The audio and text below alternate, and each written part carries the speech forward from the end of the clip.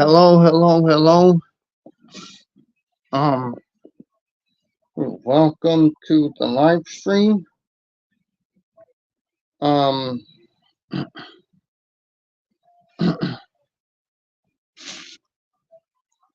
and today, I'm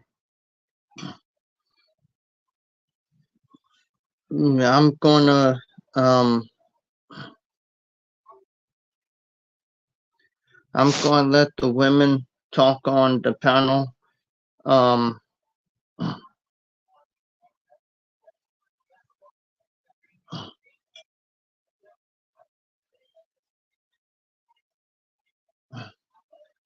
Let me go ahead and shoot.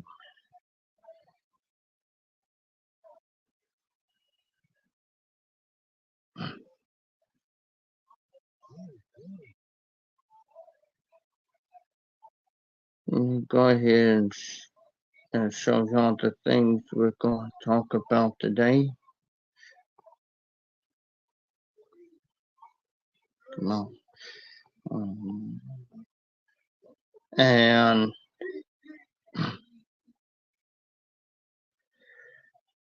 the three main topics of today is going to be, and then if we have, and then, if we have time, then we can add one more conversation in there.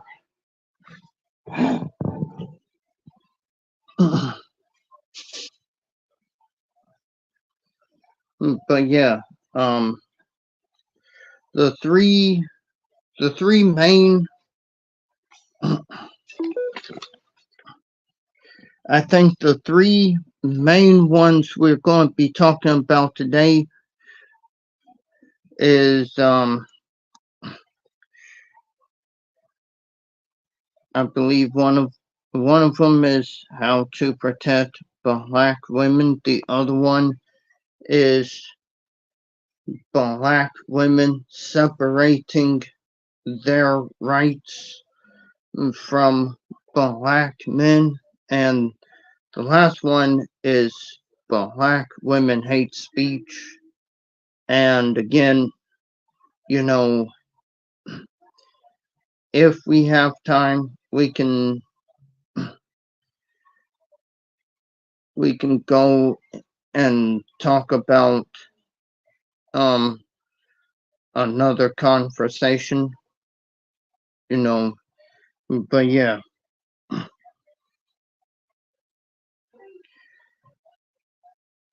Again, it's up to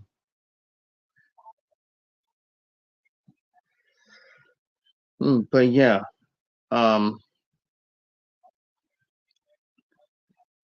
this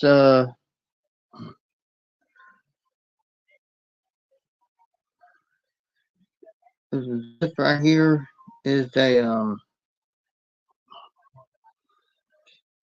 I've been thinking about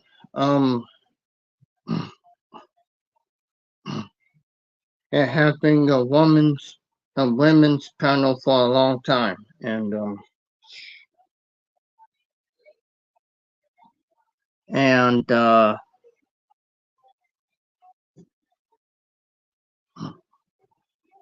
since this is my first time actually, well, since this is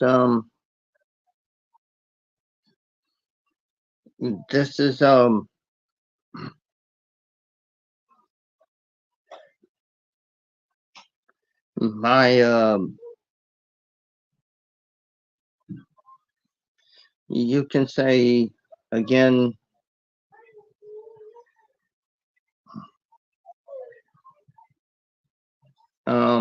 shoot.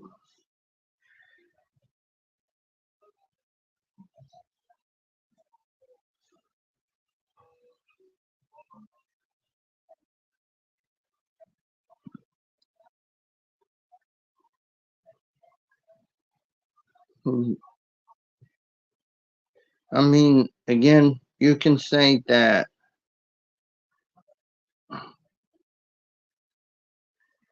it may be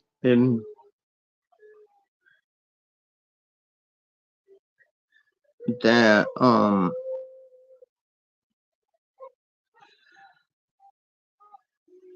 why go ahead and have a women's panel. It it's because I want the women to come on and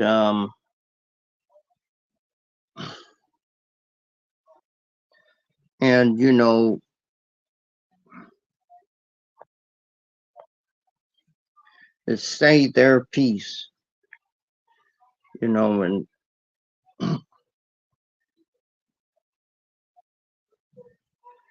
and at the end of the day,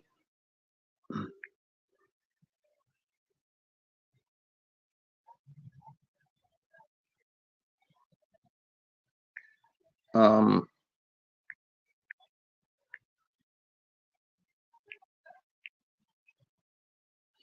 I feel it's only fitting to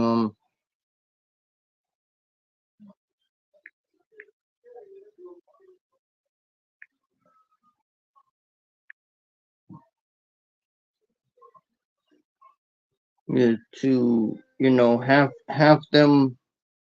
have them speak their mind and everything else.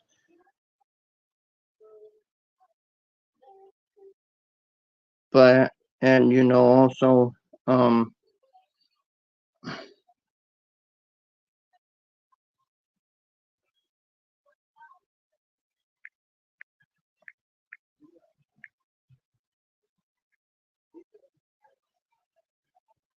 hang on, y'all.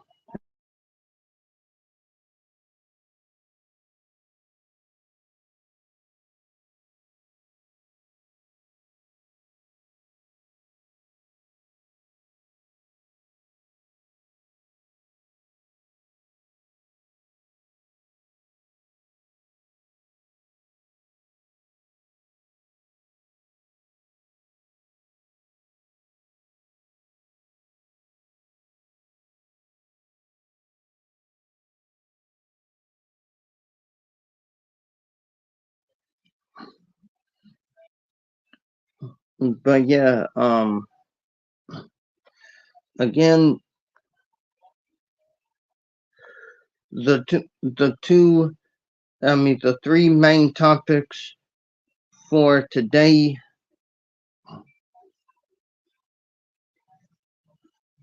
you know,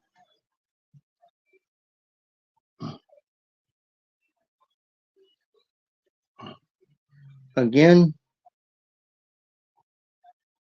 is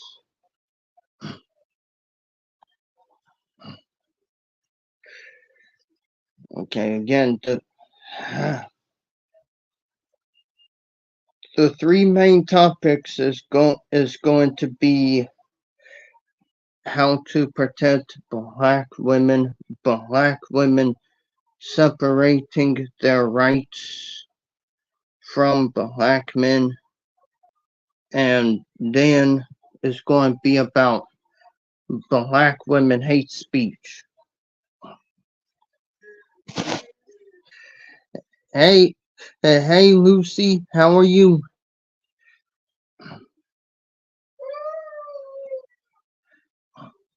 Again, again, the link is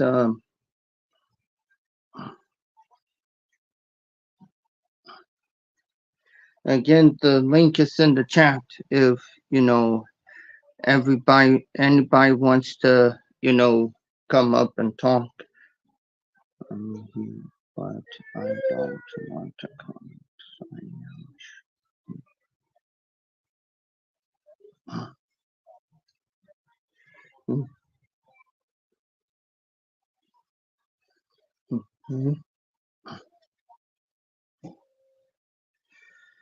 I mean,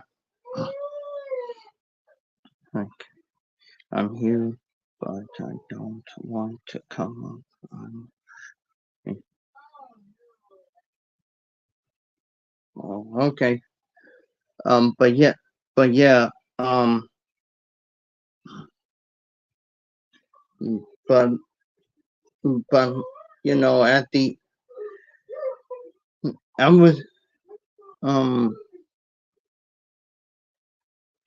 again. I would legitimately say this. Um,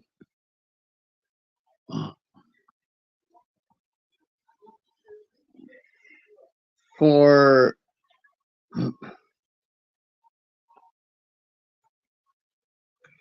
people who know, um, and there has it's a hate campaign. That black men, most of them on YouTube, is having. You know, create creating. You know, and again,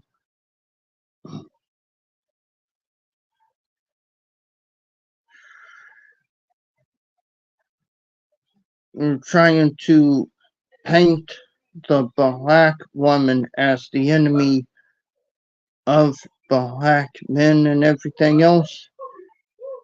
And then they go out their way to uplift other races of women and stuff like that.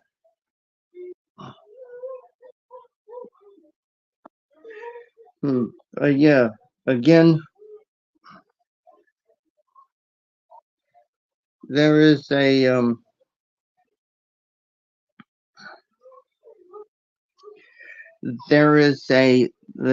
legitimate effort by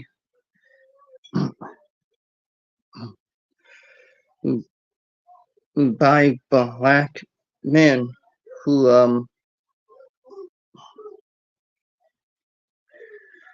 who hate black women, to paint black women as the as uh,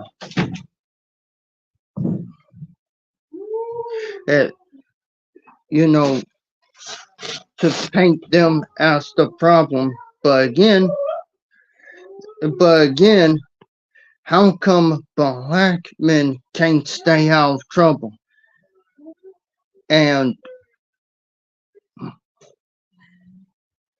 and it's like they just want someone to blame for their downfall, their failures, and everything else. But that's like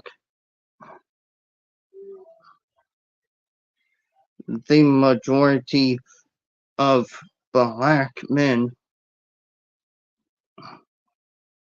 you know,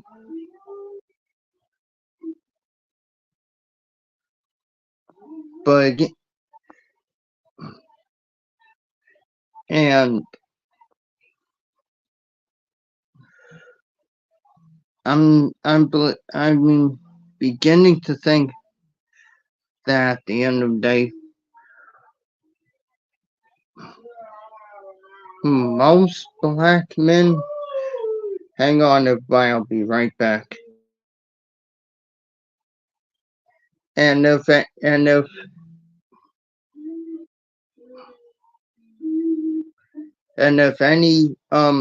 any black woman, if any woman, wants to come up and talk, um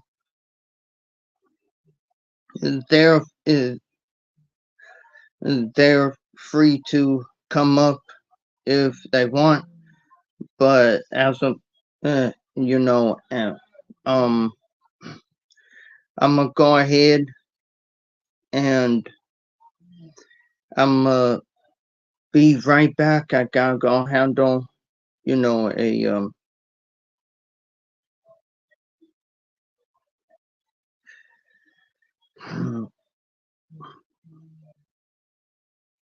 I gotta go handle something real quick.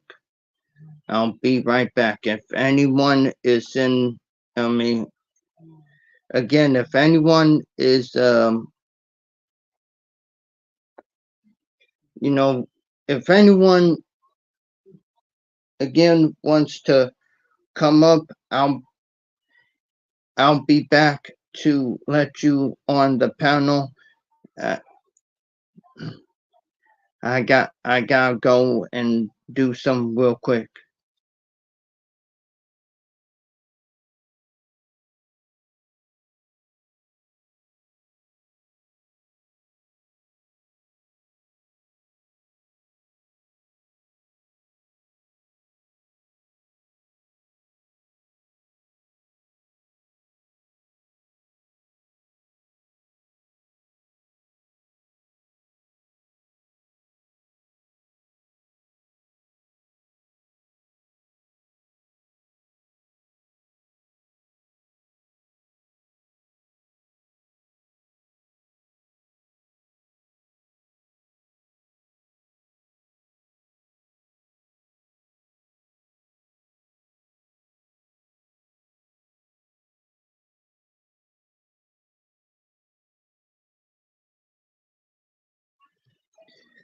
Okay, I'm back. Um, and again, I want to go ahead and say this also. Um,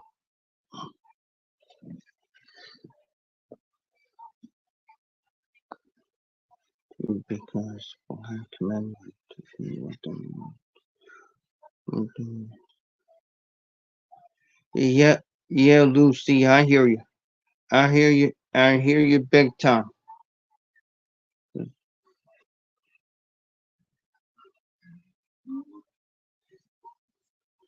And again, um, no,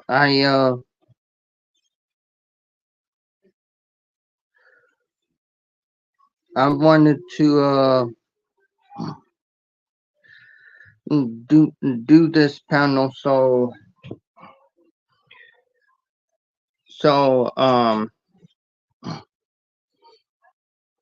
women can go ahead and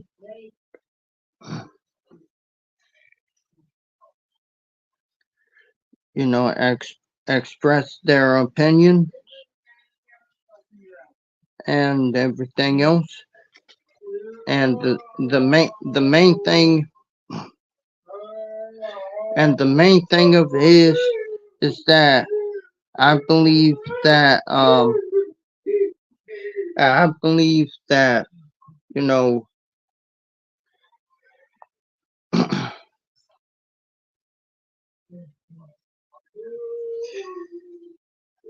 having having a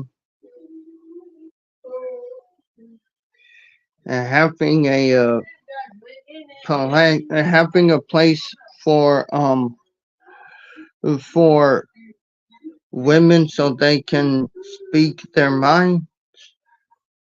I think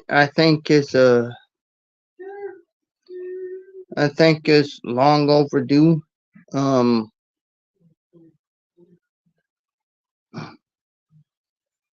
but yeah, I would say at the end of the day, when it really comes down to it, I believe that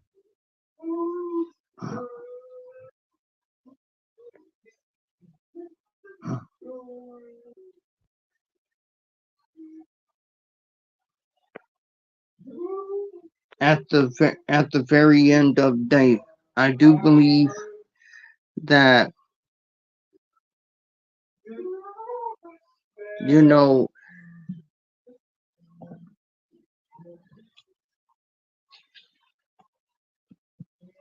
um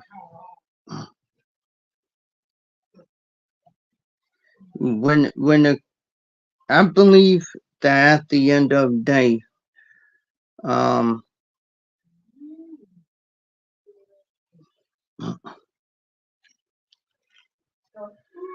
oh man, I believe that at the end of the day, if if I believe that again, women have been put against each other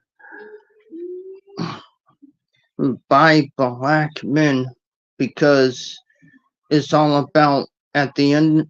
I believe that at the end of the day, it's all about divide and conquer. Because think about it, if they can convince um the women in different rank and women of all races that the other one hates you and everything else, then there wouldn't be no solidarity between between the between women of all races. And the main thing about it is this: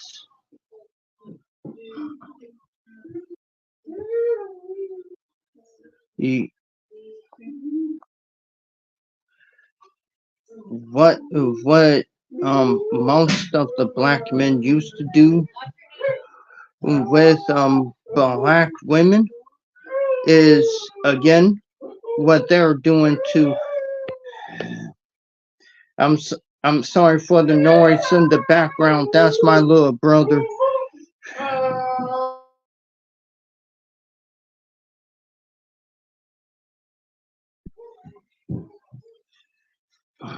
Yeah,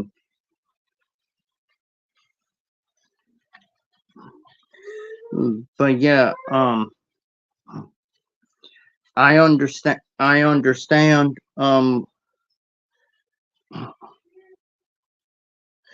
what black women were talking about. I completely understand, and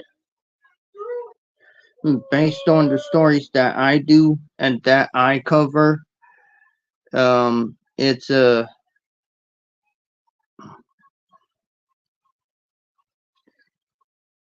it's it's messed up because the women who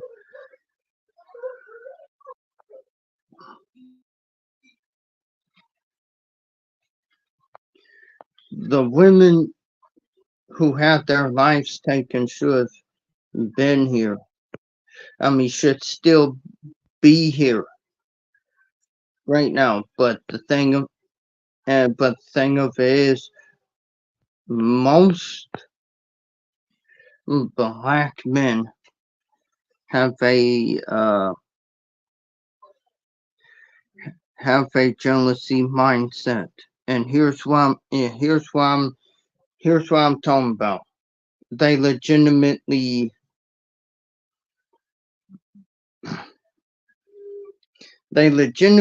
hate the fact that, number one, um,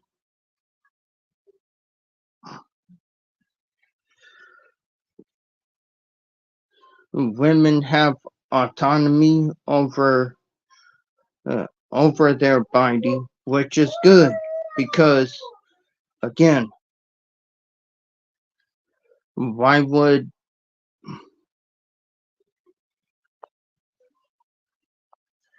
I mean? I'm just going to say this: why on earth would a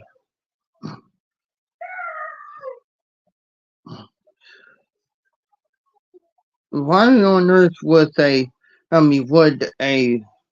woman um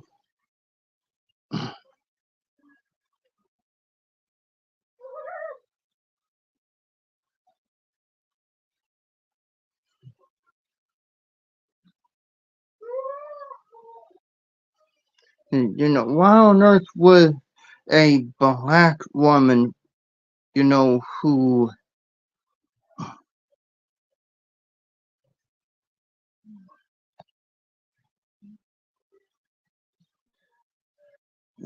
and I'm going to say this: why on earth would any attractive woman be with a man who would get jealous of another woman's success?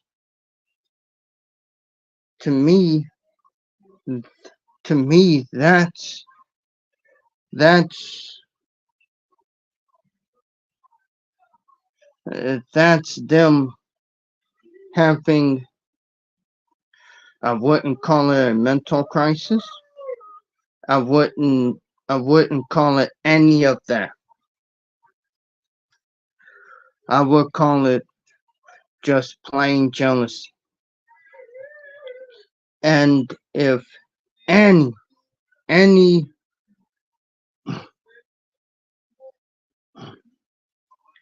and think about, if any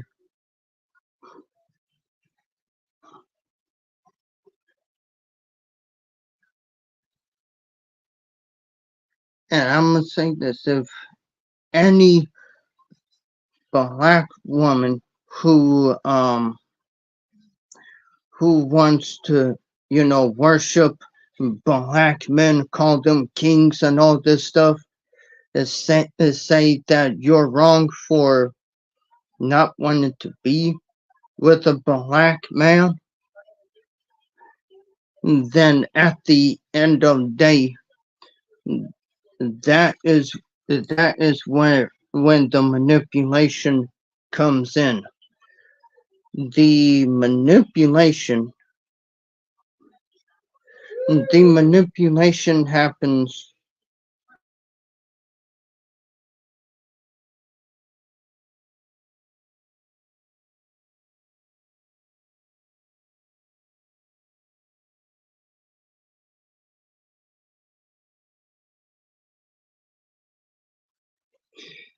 and you want to know the biggest part? Black men don't they don't the majority of black men, they don't respect black women. It's the truth.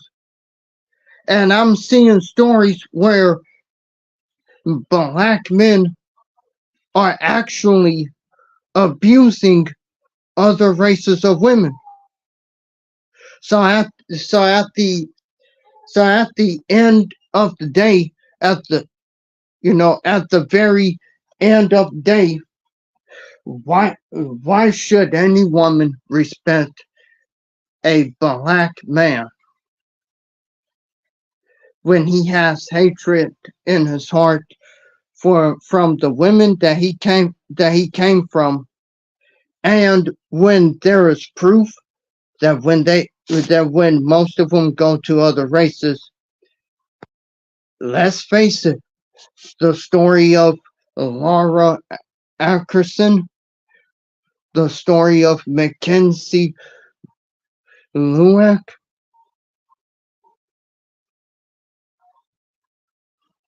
Oh, and I think there are more stories out there.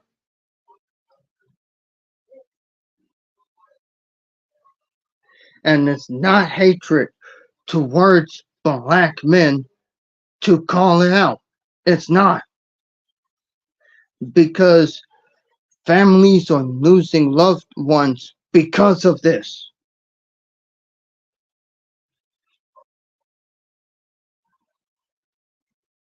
And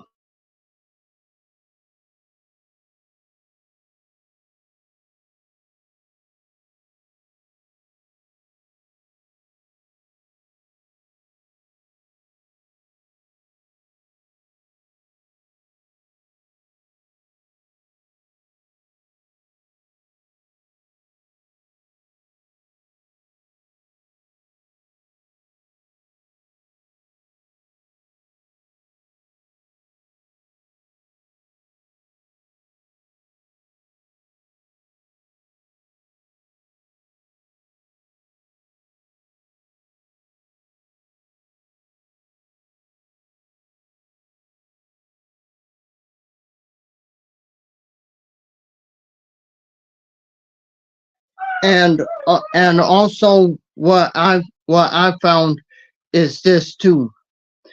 Black men want to degrade black women. Uh, and black men want women to be feminine and all this other stuff. How how can women be feminine around a group of men who thinks that talking down to a woman and being so entitled is going to make them feminine? You see, that is the problem that I see.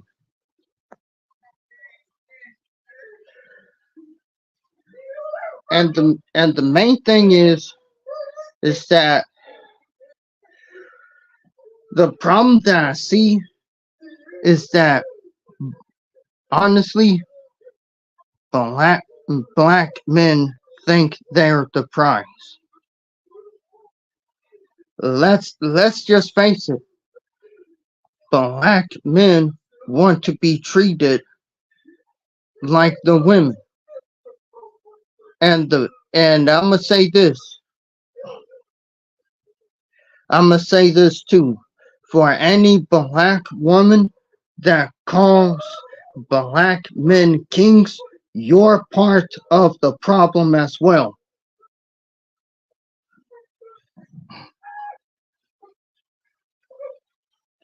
It has to be said. I'm sorry, but it has to be said,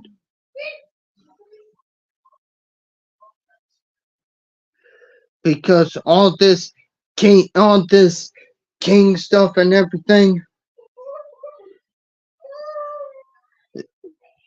to me, is I can't even. Dang, yeah, I hate YouTube guidelines, but again, you know, I gotta follow the YouTube guidelines. But yeah, at the very end of the day,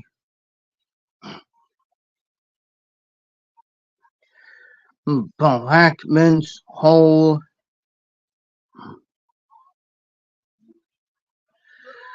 black men's whole um obsession with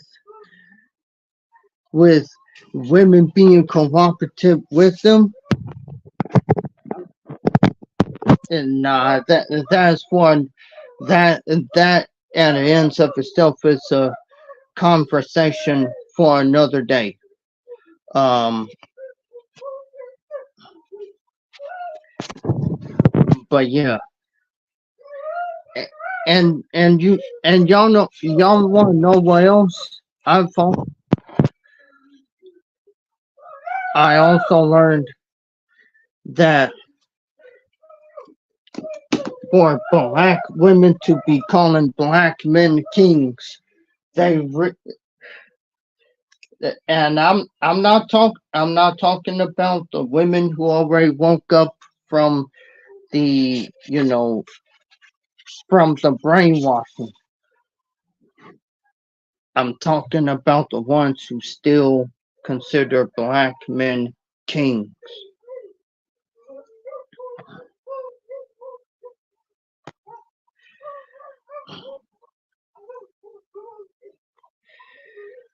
Yep, that's true. Mm, yeah. And I understand that YouTube is trying to be, you know, more kid friendly. So yeah, I I understand, but again, you know,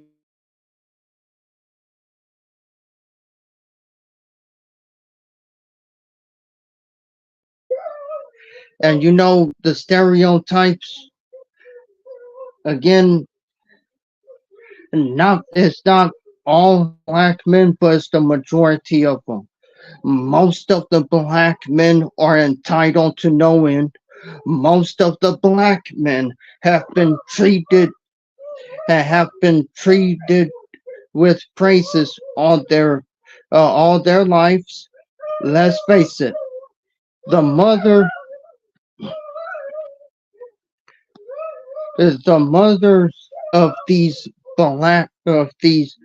most of the black men who are on here, you know,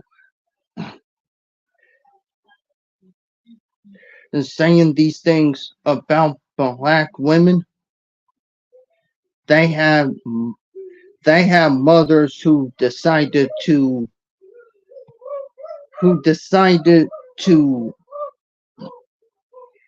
how do we say this? They have mothers who decided, you know,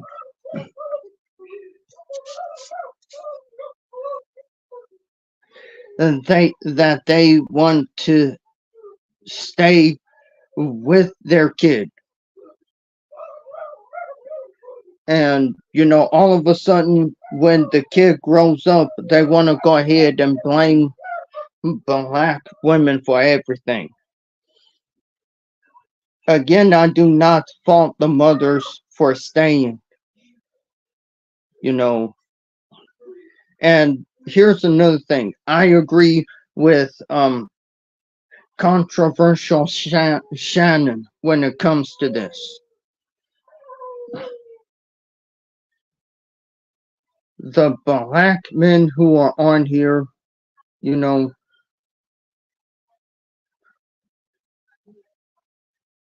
spewing the untruths. Let's face it, Shannon was right. They should never have came out of the room to begin with.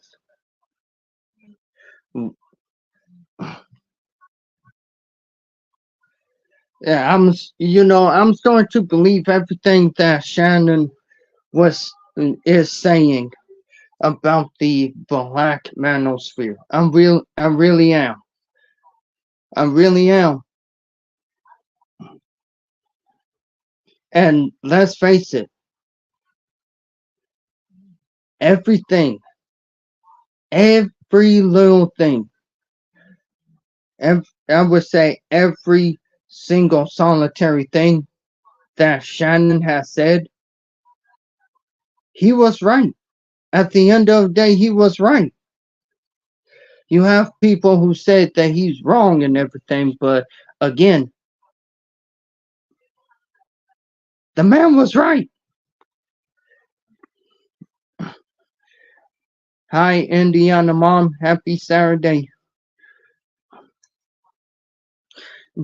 And the public offender. Oh, the public offender, he's also right as well. Even though there are people that are trying to, you know, say that he's wrong and everything else. Here's the thing: they can try and prove that he that they are wrong, but at the end of the day, all they do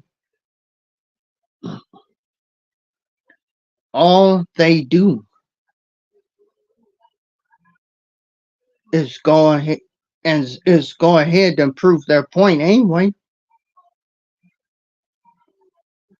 So on the real, you can't disprove what they're saying. You can't.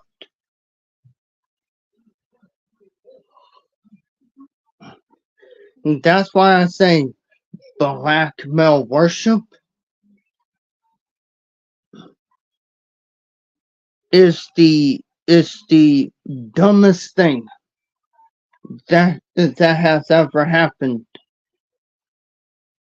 in the black community. But yeah, I'm gonna go ahead and stop talking and here again.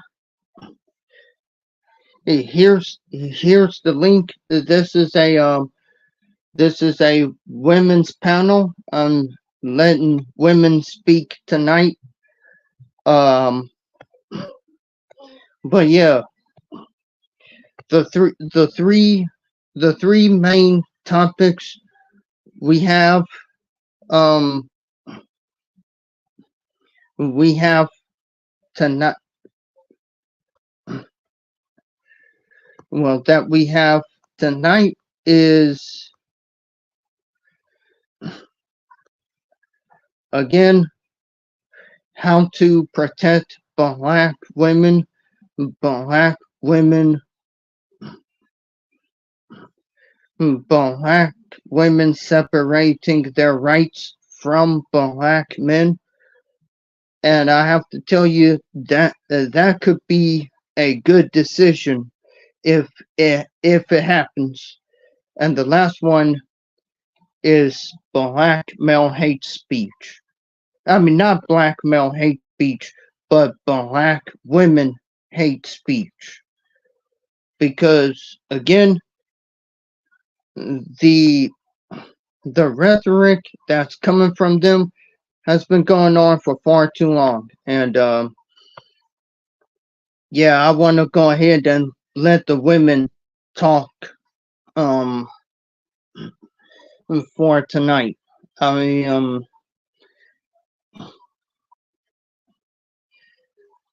I would rather, and here's the thing. Um,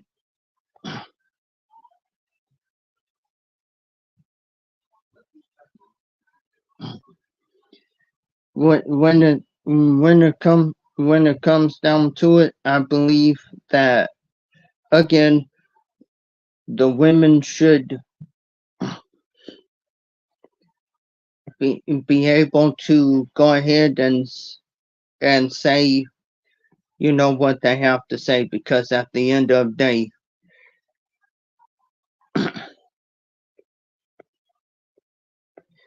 I believe that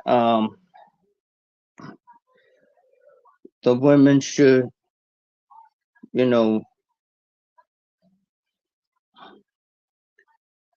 have their say in this as well, because again,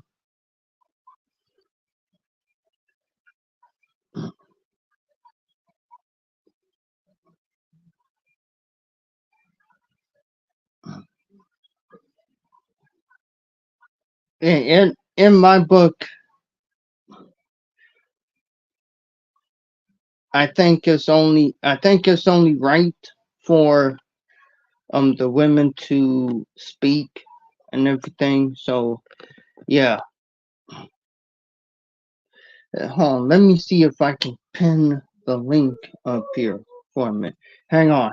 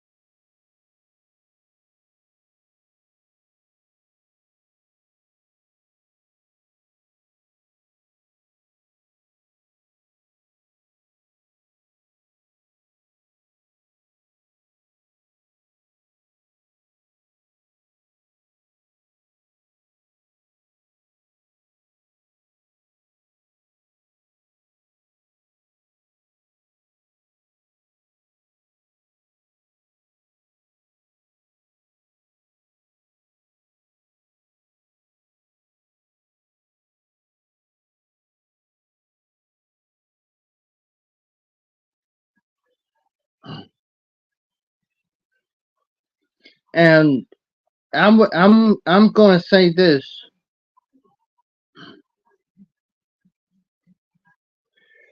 to a, I mean, for um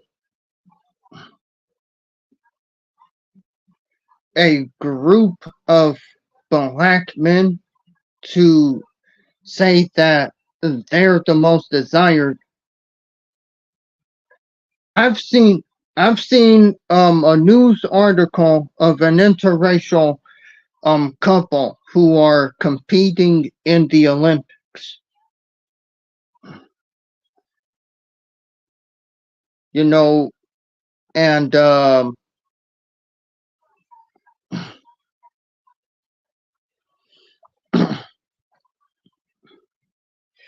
hi Gregory, how are you? Mm, but yeah, but yeah, hang on, I'm still trying to figure out how to pin the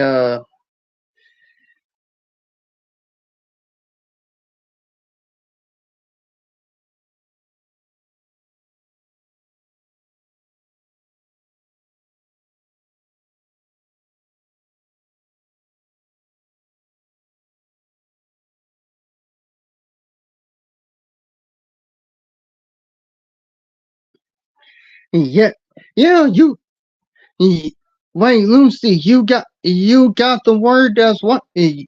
You saw the news as well. Yeah. And, and you know something else. There is an article. I'm probably gonna show y'all after after before I end the live. You know,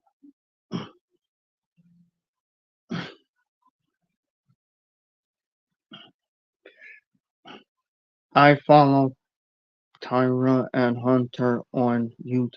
I do too. And they have an amazing story of about how they met. Oh man.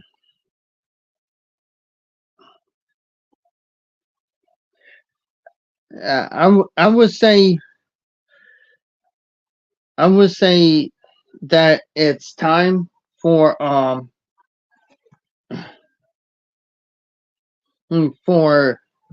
this whole black male worshiping thing to pretty much end, because again, the to the women who think they're doing a good thing by calling black men kings, they do know that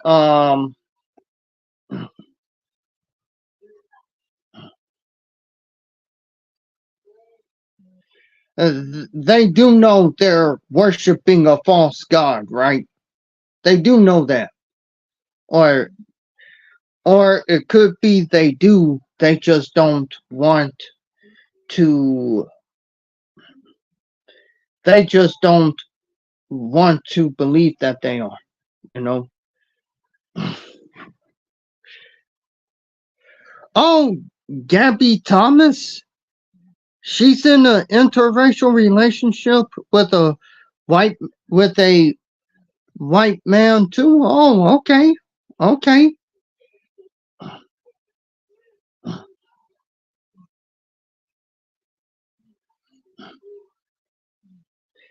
Hi Zed, how are you?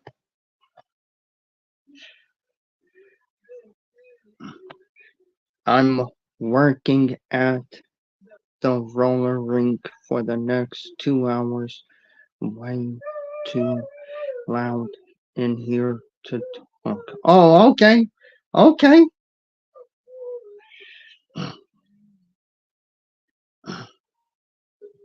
Mm, But yeah, at the end of, oh man, I might have to see that one. I might have to see that one. And Gabby Thomas. Oh man, I I didn't. Here's the thing. I knew about her. I didn't know that she was in a interracial relationship. I didn't know this.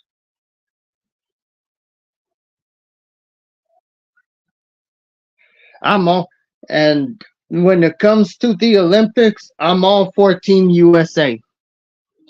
That's about it. I'm all for Team USA. Um,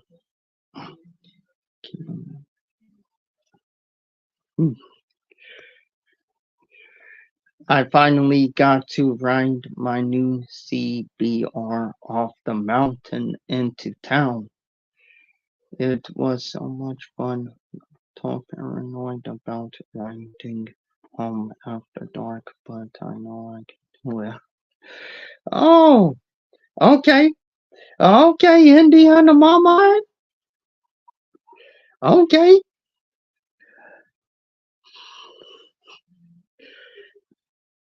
Mhm.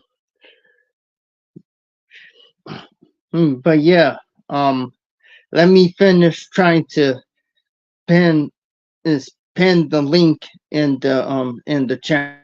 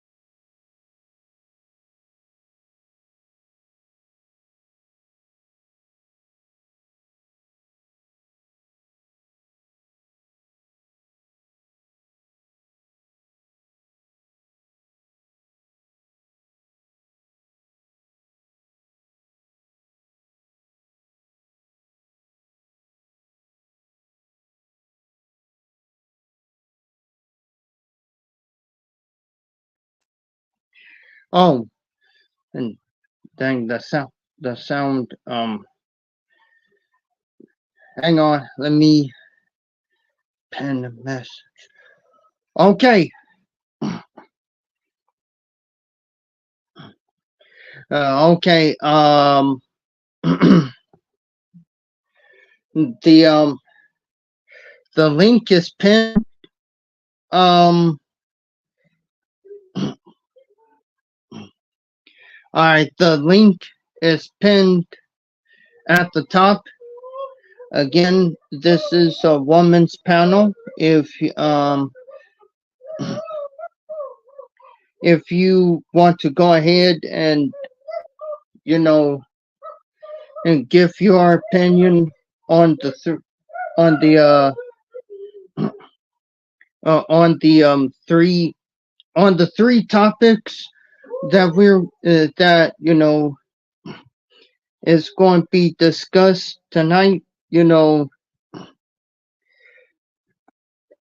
and again, it's going to be the three topics is going to be about um protect how to protect black women, but black women separating their rights from black men, which again I agree that should happen. And the last one is black women hate speech. Um,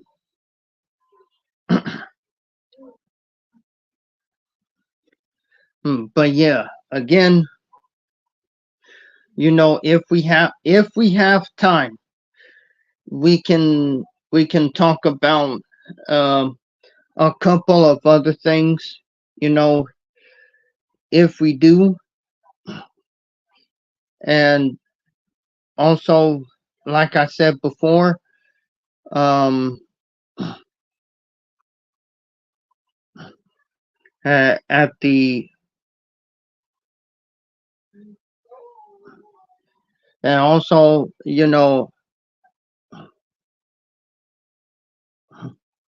like I said before,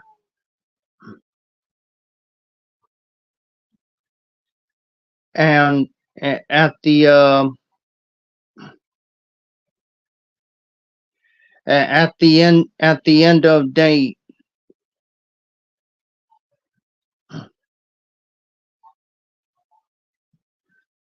at the you know end of day, when it comes down to it,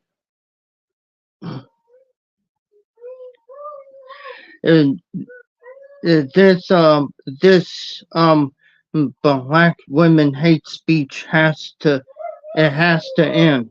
You know, um,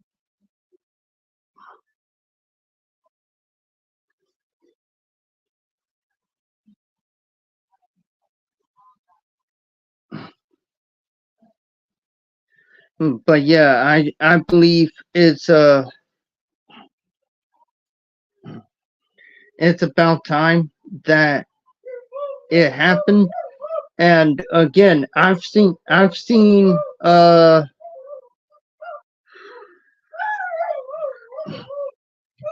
again I would say um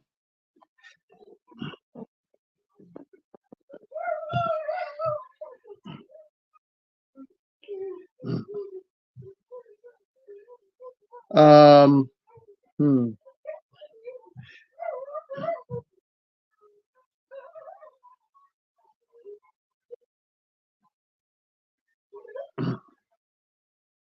at the at the end of day, when it comes down to it,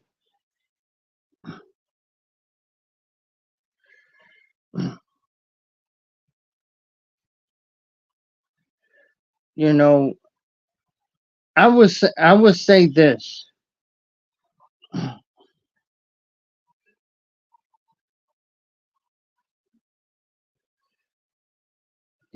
for and at the at the end of day, um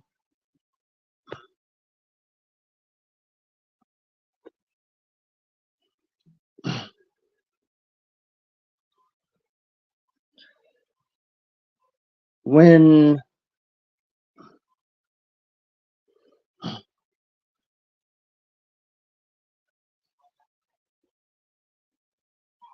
when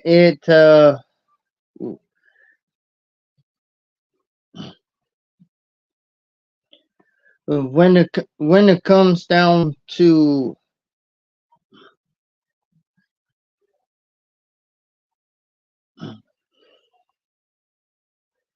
again, to me, when it comes down to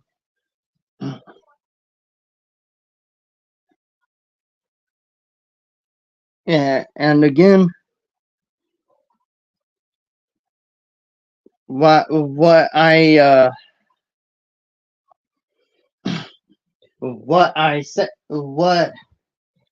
I'm saying about most black men is actually true.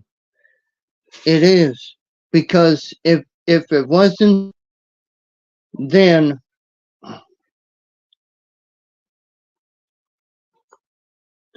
there wouldn't be no then I wouldn't be seeing stories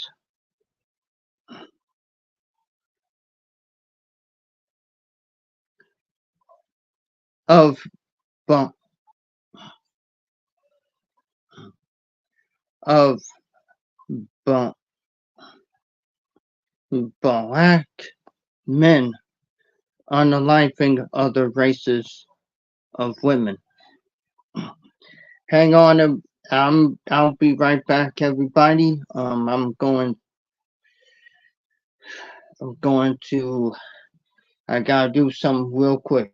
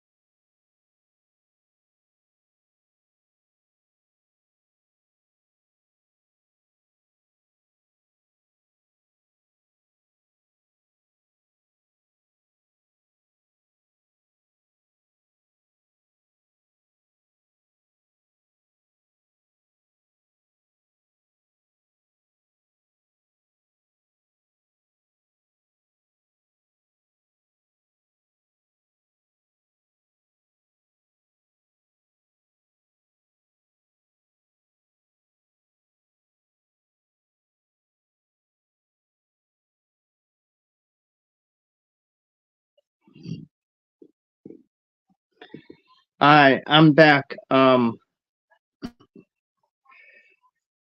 And on the real, um, like I said, um,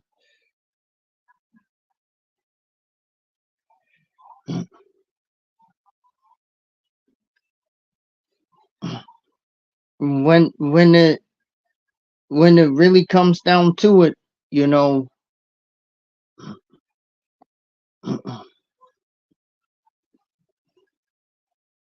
and I have the link um pinned in the chat if any woman wants to come up and join, they can. Um,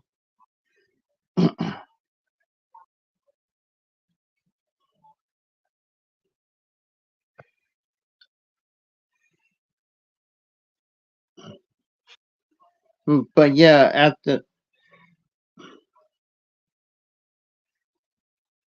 I would say, you know, at the end of the day, when it comes down to it, you know, and, and also here's the here's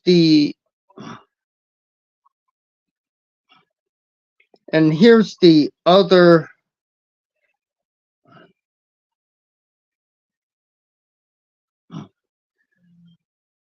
and I would say here's the other problem that I have with with most of the black men. Most of the black men would put would be okay with their daughters being in abusive relationships.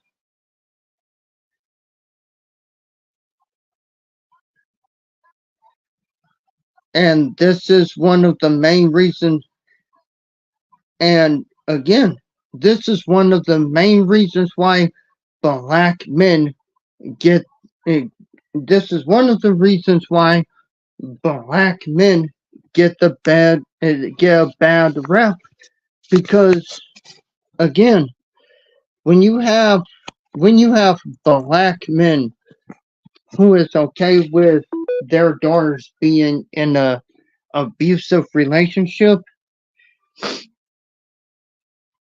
that screams that again you don't care about her.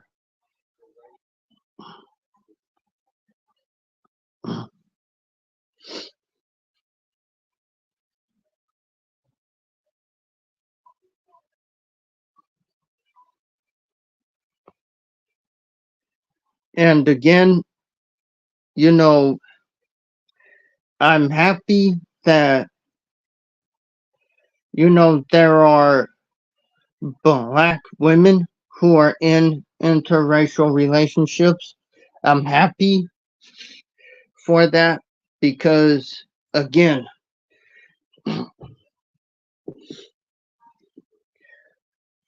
abusive relationships can lead to somebody that you love being unalive, you know.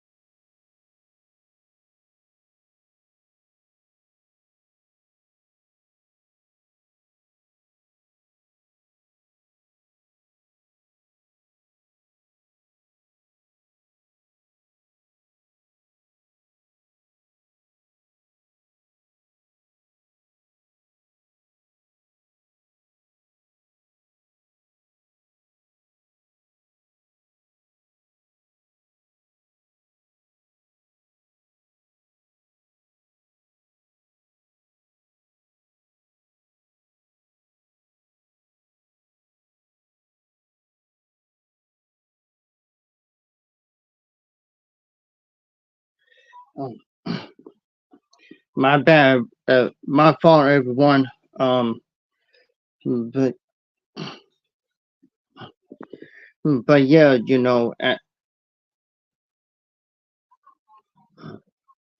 he,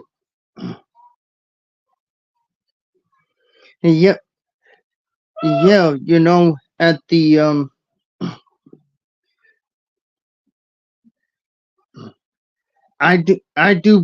I do believe that too. I believe they should have been armed as well. Um,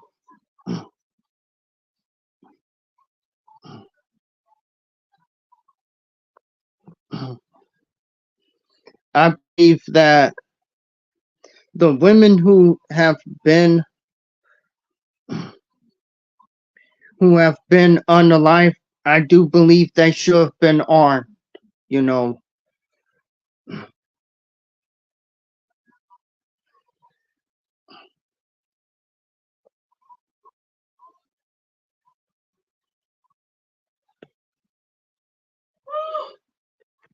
Indiana mom, I might have to check into that to the I might have to check into to that because now I want because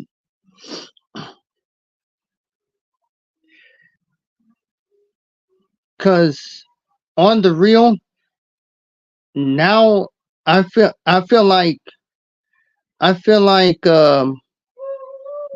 I want a CBR now.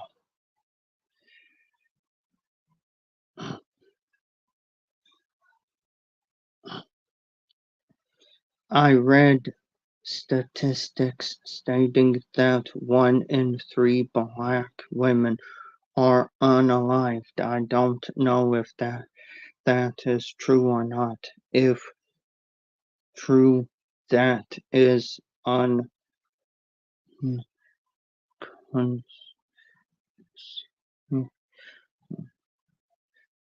Yep, yep. Actually, Gregory, it's true. It's true.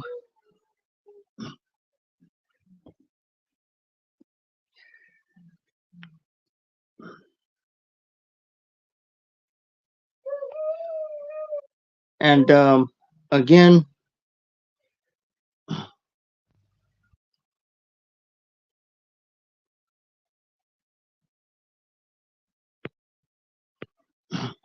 and again, I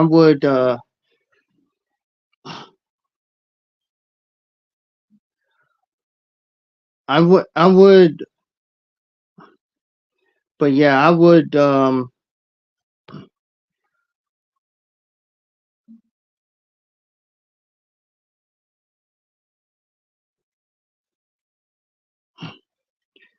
I would again suggest that if you're a bystander and you see a woman being treated wrong, you know,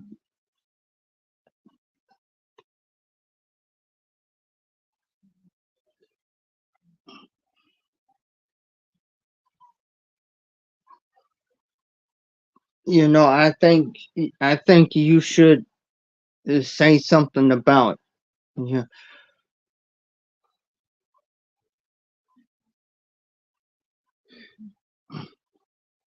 Yep, Lucy, it actually is increasing.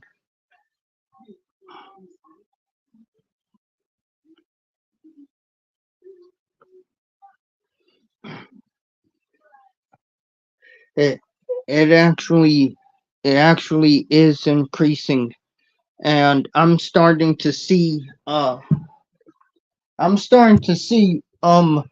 video videos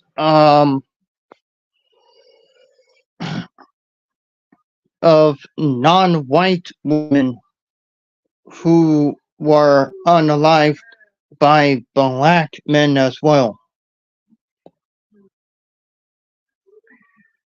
Like, they may say it's black male hate speech, but the ones who are affected by the most are the families of that said woman. You know,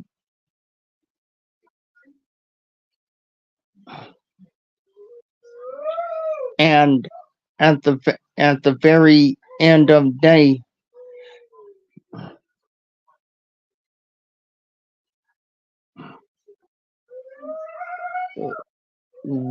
when it comes down to it, the stories of black women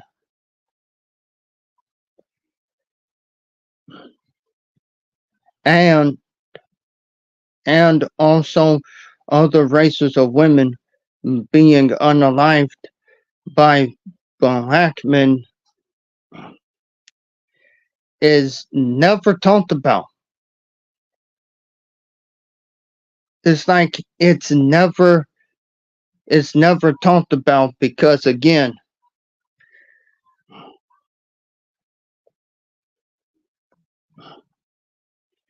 because once again, if you show if you talk about it, then they'll label it black. They'll label it black male hate speech. So number one, that so again,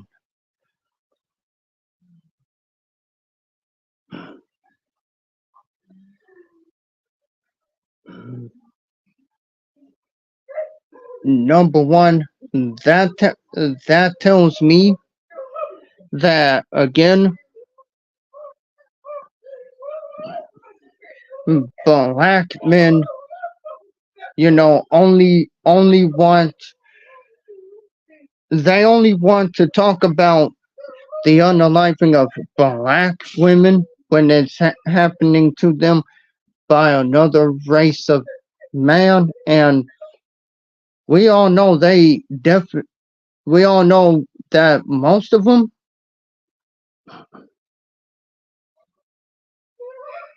definitely do not want to talk about when black men unalives a woman from another race because they have to keep up the facade. There is a facade that they have to keep up. Like, oh, black men would treat you we'll treat you nice and good and everything else. But when a white woman is unalive, where is the black manosphere to talk about? Where is it?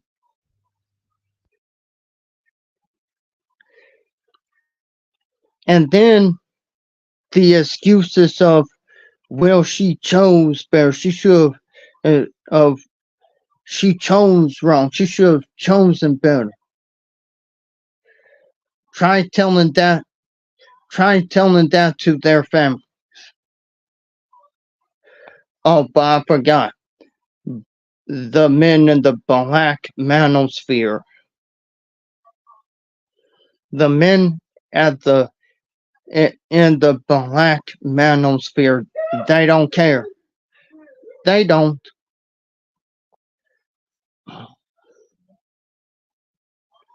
Oh, yeah. Hey, genius. How are you? How are you this evening? If you wanna, if genius, if you want to have your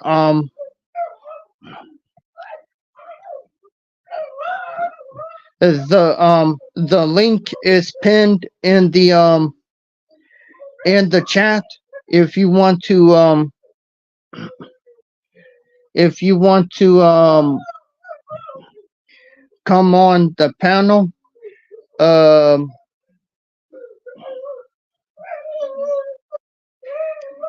because again again the the live stream is again, we're having the women talk tonight. Um, and let me see. And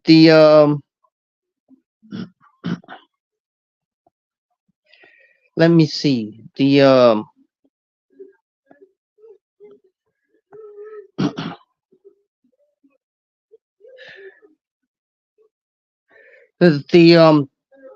the topic of tonight, you know, um, I put up a poll 13 days ago.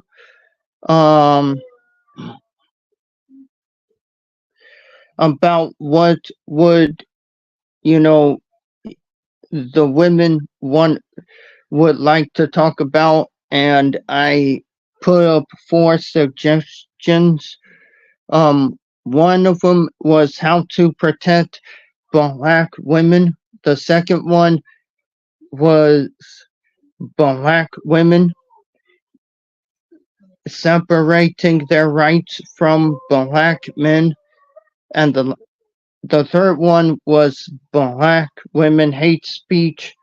And the last one was all of the above. So tonight we're going to be talking about all three of them. And if and again, if we have time, we can talk about different stuff if we have time. Uh,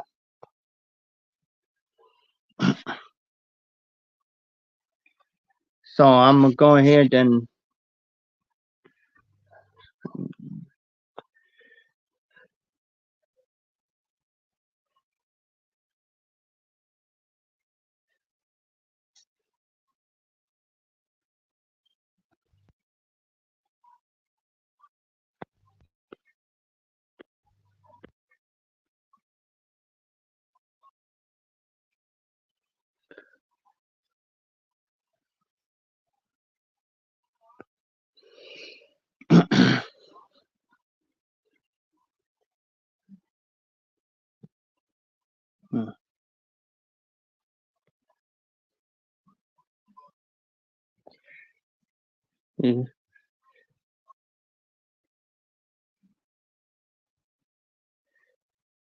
and again,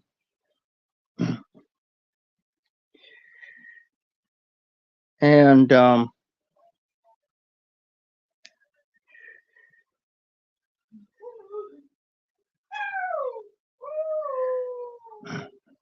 again, here's the link. And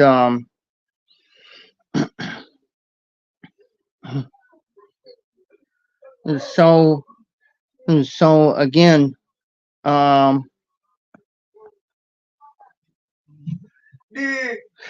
for me um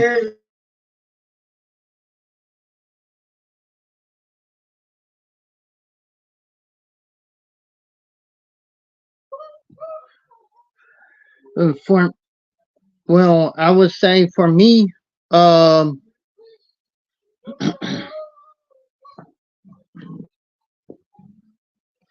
this is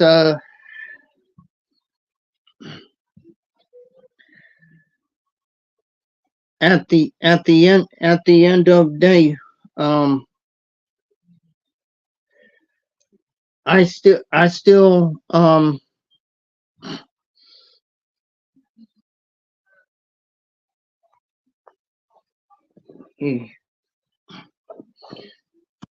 here's what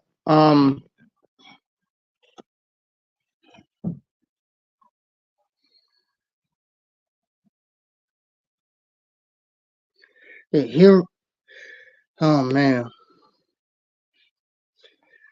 here's what I believe. um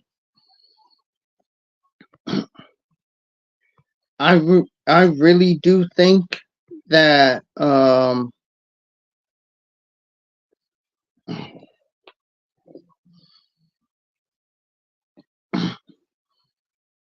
even right now, right this minute, I believe that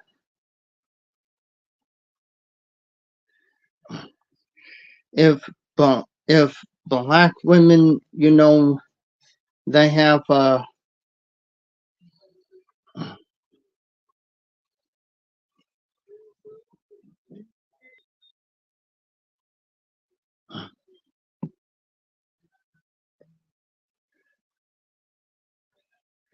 like I believe that at the end of the day, um yeah, I believe that black women should have a should have a voice. But yeah, and I also want to say this as well. I was watching um a video from the public offender today, uh, and it was about men saying that they would approve of their daughters being in abusive relationships. And I agree, and I'm gonna say this: I agree with the public offender when he said when he s- when he says men saying that they would approve of their daughters being in abusive relationships, meaning, and the thing of it is, the public offender, he's a man who stands up for women as well, and he is not okay with the with women being in abusive relationships. I'm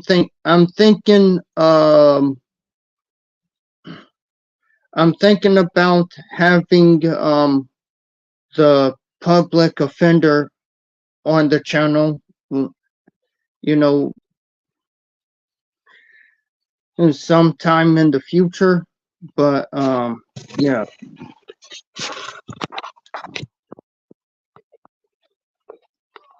Um,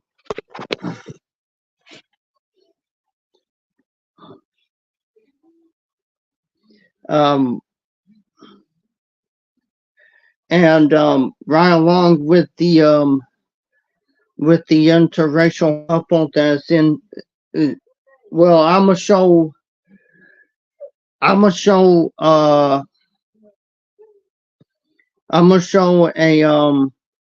a video of the interracial couple that's in the Olympics, and I'm gonna show you two videos. And I'm gonna show y'all an article, and then I'm gonna show y'all the video that I was talking about. But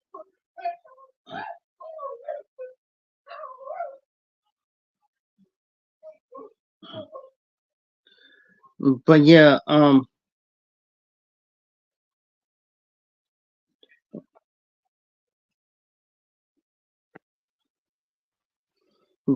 I'm gonna go ahead and let the women talk. How you doing, genius? Hi. Hi, Alexander. How are you? I'm good. I hope my air And conditioner is not too loud because I have my air conditioner on. no, no, you're good. You're good. You're okay. And so the first topic would be about how to protect black women, and I think we're going to spend about 30 minutes on this topic, and then we're going to go into the next one. Yes, protecting a black woman. It's a tough job, but someone has to do it. It takes a strong man to be able to protect black women, and also, smart black women, strong black women. We have ways of protecting ourselves as well. Because I know, my husband and any man that supports me, they're working overtime to protect me because I'm constantly attacked. Constantly.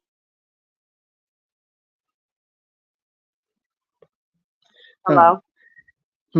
I'm here. Um, Yes. When you have a purpose on your life, when God has a purpose on your life to help heal and change the world for the better, you're gonna have people attack you, because some people, because of their own insecurities, they don't want to see the world get better. They don't want to see heal and change in the world. But the thing about it is, the universe really doesn't care about your feelings. It's a place where it's not always fair, but it is just. So that's just what I've been experiencing lately. I decided to call your channel um, just to get some support because my husband, he's on the road a lot. He does what he can. He's wonderful, but a lot of times I feel alone. You know, I am meeting better quality people who are moving with purpose. Living in Atlanta, Georgia, it's I have a lot of it's the people that attack me and the men that support them. hmm, You know, my building, I had a situation. They had been on a witch hunt after me for a year because I've been here since August 7th, and it just now has subsided. About nothing, just jealousy, envy. You know, um, because of my situation with my husband, a lot of people are jealous of us, envious. You know, I got people in my building asking me to pay their rent and all kind of madness. They always think that we have more than what we have. I don't pay people rent. I don't feed addiction. A lot of the people in my building, they have well, I wouldn't, well, a handful. They're drug addicted. You know, they have like problems like that. You know, HIV is Atlanta is number 3 for HIV and AIDS. Texas is the number 1 state with the highest rate, following Florida, and number 3 is Georgia. So, you know, you actually see people like that. So they're lashing out because they know me and Greg, they know we don't have it. You know, I don't want to make this about my own personal struggles or anything like that. I want to, you know, stick to the topic, but um, it's just been a lot, but it's getting better, you know. It's getting better. I've been working on my organization. I have an organization called the Mama Cats, like Thundercats, the Mama Cats House Project. I had a team of stray cats, and they're all girls that moved in. So I've been working on that. I've been working on. I have basically a kitten hospice where I've been nursing small kittens back to health. Because we have Mechanicsville has a huge stray cat population that nobody was doing anything about. And what happens is they start inbreeding, and the kittens, when they're born, they have weak immune systems. So if you don't do anything about it, if you don't do the trap, neuter, release, the TNR, if you don't do the if you don't take care of the issue, you have dying kittens in this Black community, for instance, and they'll decompose and stuff, and then the landlords get in trouble because that's considered a hazard. If the animal humane people come through, they could get in big serious trouble. So it's just been nice. I've been able to work on that necessity. I had to create this organization. It's called, like I said, the Mama Cat House Project. And so I'm basically right now working on TNR, and I'm working continuous. I'm working on continuous medical care for my cats and kittens, and making sure they have food. I'm working on getting them access shelter. And, I'm not trying to be the Margaret Sanger of cats or anything, but we have to, fix some of these tomcats and things. And it's so funny because, nature is off balance, just like society is off balance. You see the same elements in nature with the masculine and feminine energy that you see in society. They just didn't go as low as the worship of the owners. The cats and the animals are still in the worship of the life force because they're connected to the divine than a lot of people that you see walking around. So, my point is, as we as Black women are moving through the world, creating change, how do you really create change? I'm saying that you create change and you create protection for Black women by creating organizations. So what's worse than the mistreatment of Black women, the mistreatment of children, the mistreatment of animals? My husband, God bless him, he studies the law, extensively. So I was able, with his help, and the landlord allowed me to put up my notice of intent for my kitty cats on behalf of the Mama Cats House Project. And so I was able to put up my notice of intent, and it has my statutes 1612.4 and statutes 411.1 to 18. And basically, I had to put this up because we had, niggas, I'm gonna go ahead and say it, trying to run these cats over with their cars, lashing out on them because of the relationship that I have with my husband, because of me being me, out of jealousy and envy. So they were lashing out at the cats because, people like to destroy what you love, some people. So basically, I had to declare myself as their sole caregiver and provider because I've taken over their medical bills. And basically, my notice of intent, it just says anyone that harms, handles, feeds, or touches or attempts to assist in any form of caregiving to these cats may be prosecuted. So we still had a couple of people, still trying to throw bones at them, feed them slop and all of this. I'm not trying to make it about me because it's really about helping the community. When you see an issue in the community, whether it's strays, whether it's children, because in the Black community, children are not as protected in our community like they would be in other ethnicity and races of communities. So, my point is, yes, we do need protection as we're being constructive and productive. I really don't care about people's little feelings and what they think and my man and this and that, trying to be all up in my business. I have work to do. Yes, I'm a stay at home, but this is my job. This is my full-time job. I'm not about to be living in the Black community with kittens riding and dying and decomposing, and that's okay. See, because your feelings getting hurt. So, it's just disgusting. I just,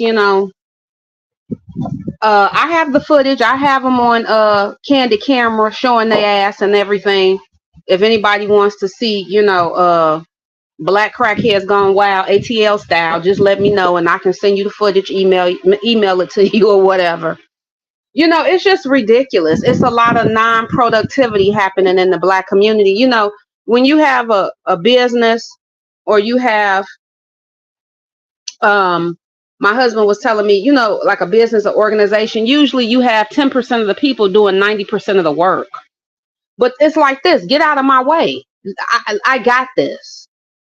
It was this old ugly ass man downstairs, him and his anywho, him and his karmic, I'll say, they're mad because the cats, I feed them. They're mad because the cats love me. I'm loved by my husband and I'm loved by the cats. I'm not out here throwing bones at them. I'm not out here running them over with their car, with my car. It's just like, but we're going to stop you because I got these Georgia statutes for you. And I have contact with the project manager at the Animal Humane Society. So we got cameras around here. If anything happens to these cats, I know just who to call. Okay. It's just ridiculous. I think it's to the point of, in the Black community, it's a demonic infestation. It's beyond race. We need protection that goes beyond race. The Black woman needs protection that goes beyond gender. We need spiritual protection. We need metaphysical protection. We need people that are in the community that know how to deal with these demons, these entities, while they're trying to get in the way of progress and the alliances that we have with other bloodlines to, in order to make the Black community thrive. So, that's what I've been working on lately. Of course, you're going to get, people that do absolutely nothing and they're entitled and they want to lash out at you, but I think, talking about the, hello, can you hear me? Yep, I can hear you. Okay, talking about the Black community, it's like, it goes deeper than that.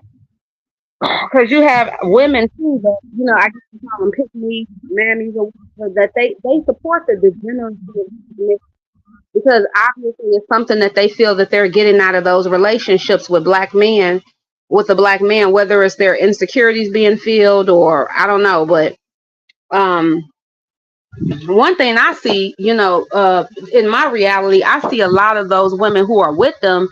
She tends to be paying all of his bills and financing him. To each his own. To each his own.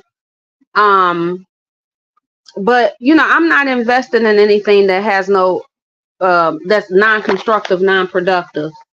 I wouldn't be doing it, but just leave me alone. So I just wanted to say all that to say, as the reason that Black women need protection, the right Black women such as myself and others on the panel, is because we're actually creating change. We're actually doing things for the community. Upholding us is upholding the community. If you don't have the Black woman, you don't have really nothing, because not only do we uphold the Black community, but we actually uphold other communities. A lot of people are mad right now, because as women as a collective, $10.6 trillion a year in unrequited, unacknowledged labor that women were doing, unpaid, unrequited, unacknowledged. And these people can't use us anymore. There are a lot of people that came to the black community to literally use the black woman as a work mule, intimidation, manipulation, control, witchcraft. And by force, they thought that they was going to lay up on us for free. They were going to use us, and we were going to be so afraid, so scared, so broken. If you give a person no choice, either you unalive or you unalive, then, I mean, they're going to fight for their life. It's a lot of projection, because it's really them. They have an expiration date. They're on their way out. What I'm seeing too, like in my community of Mechanicsville, I'm moving up. I'm leveling up. The cats, which come from the Lyrian race, they're leveling up. As I level up, they're going to level up. Okay. And a lot of these people coming in, they're on their way down. So it's, we're just two, ships passing in the night. Sometimes it is a little friction, more so from them to us, because they know that we have a future. I just make sure I kind of stay off of social media, because there's so much hate spewed against black women. It's just disgusting. But I mean, it's expected when you've won. It's expected when you're the king of the hill. It's expected when you're creating actual change in the community. But to me, it just got to the point where it was just, they're asking for too much. Like with my situation with dealing with the strays in the community, there's no way I'm gonna live in a building with decomposing cats and you wish a MF would do something about it. Like, that's sick. It's a man downstairs, this old ugly man that lived downstairs. I mean, he looked like a dead corpse. His apartment smells so disgusting. He opened the door. The hotter it get in Atlanta, the more it stink. I mean, I do. I'm not gonna say all black men this, all black men that. It's just, in my reality, I do come across a lot of decrepit, drug infested. You're seeing a lot of homeless black men in Atlanta. You're seeing the karma of what a lot of them have done.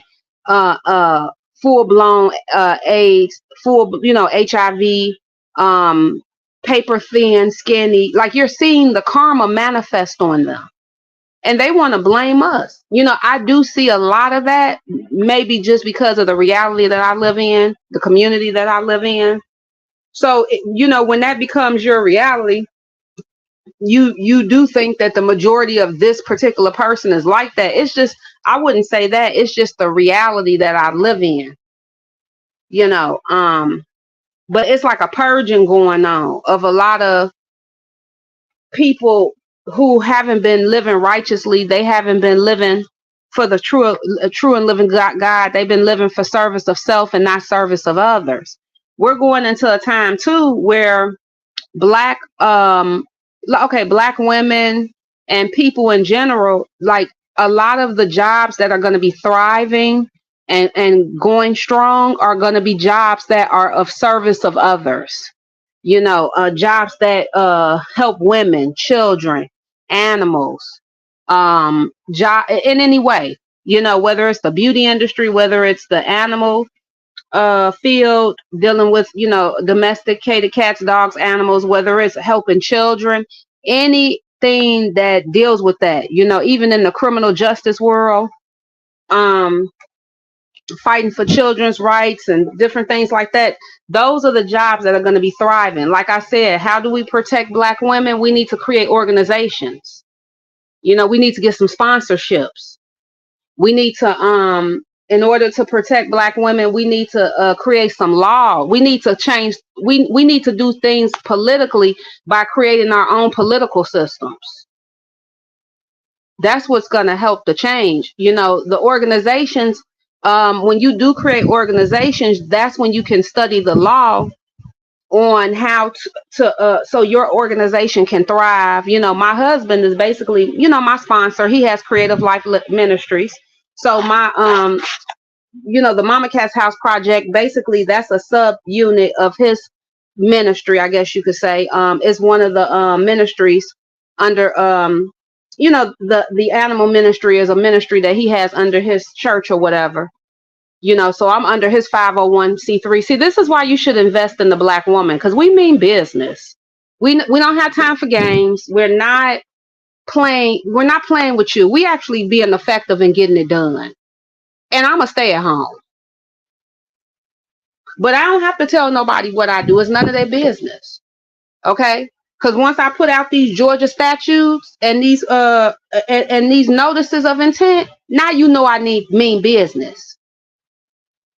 So, that's all I wanted to say. That's how we're going to protect Black women.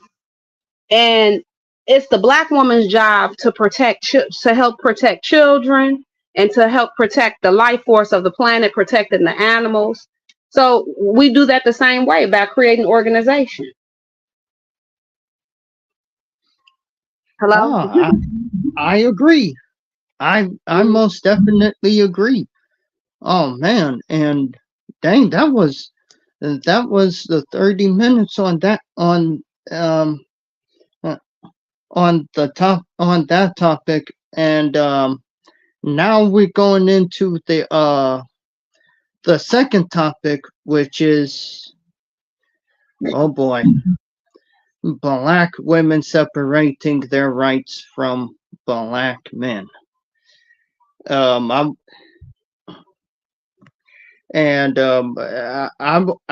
want your opinion on this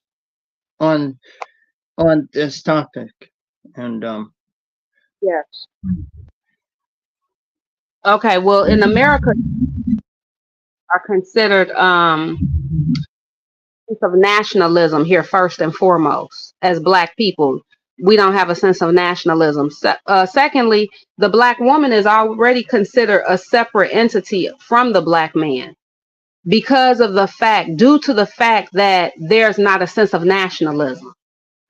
So, okay, let's say, in Africa or whatever, the African man, the African woman, because they have a sense of nationalism. In the system of patriarchy, they have positioning in it together. Does that make sense? Because they're under nationalism. So when you come to America, like I said, we don't have a sense of nationalism. So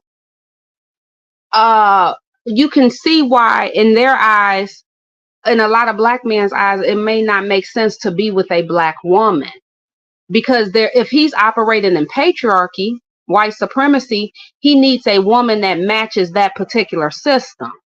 So if you're not white, you're not transgender, no offense to transgenders, I'm just saying, because that's still, a male, or considered a male. If you're not lighter skin, if you're not whatever it is that fits into patriarchy, then you're not a match. You see what I'm saying? You're not a match for him if that's the system that he's operating in. So at this point, legally, we are in America, we are a separate entity from the Black man.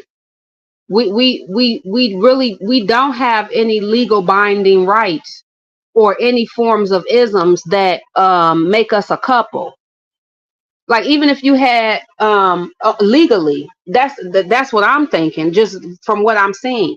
Even if you had a Black man and a Black man, like two Black men that were in a relationship, that makes sense because it's patriarchy. Because even though he's still considered a boy in that system, he's still a male.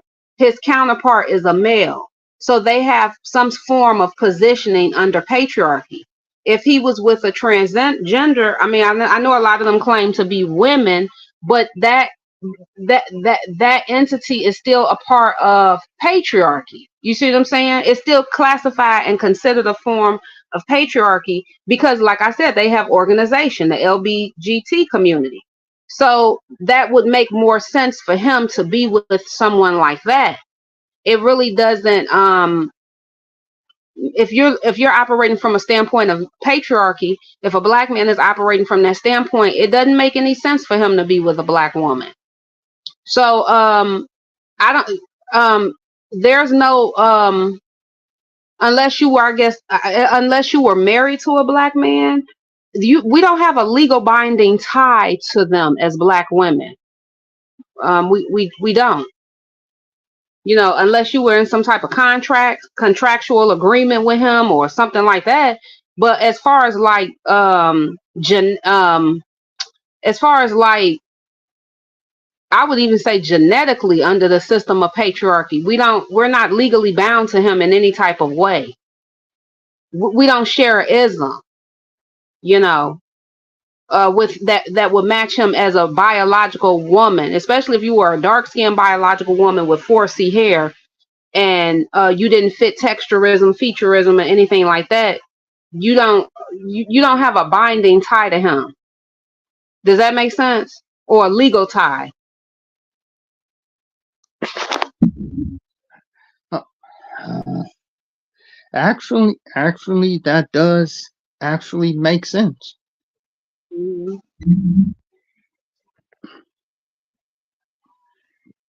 Um, yeah. I guess we can turn it to 40 to I think 40 minutes on this topic because um and if anyone wants to join, the link is pinned in the chat. If y'all want to, if any if eh, uh, if there's any other woman who wants to join in this topic, the link is in the chat if you want to join and add your opinion on things. But eh, yeah, yeah. Um, and Genius, if you want to continue, you can. If you want Okay. to. Well, yeah, that's what I wanted to, say or whatever. Um, I think that because of that, I don't everything that I'm saying about that, I don't. That's not a bad thing. That's actually a good thing because the black woman in America has a clean slate. You know, you don't if you don't if you know what the true beauty is. True beauty is a woman that everything about her physically is not based off of an ism. Every part of her beauty is something that goes against the ism. That's what the true beauty of a woman is to me. So if you have, okay, in a situation where you have a relationship with a man, a husband, and you don't share anything with him that compliments an ism, that is going to be the best quality relationship. I'm gonna use my relationship as an example. Myself and my husband, we look totally different. He very white and I'm very black, and I don't share any form of ism with him. You understand what I'm saying? We don't. There's not one ism that we share where we could benefit from the system. Now he may be able to benefit from the system on his own, but the system, when he married me, it will penalize him for marrying me. You see what I'm saying? So that relationship is the best quality relationship to have when you don't have the isms involved in it. So um, yeah, that's why I go back to saying, you know, because we don't share in the isms in America, because like I said, there's not a sense of nationalism for black people here, because we don't share in the isms even with the black man, um, that gives us a clean slate to be able to move on and recreate system on our own. We have everything it takes to do so. So it's actually a good thing.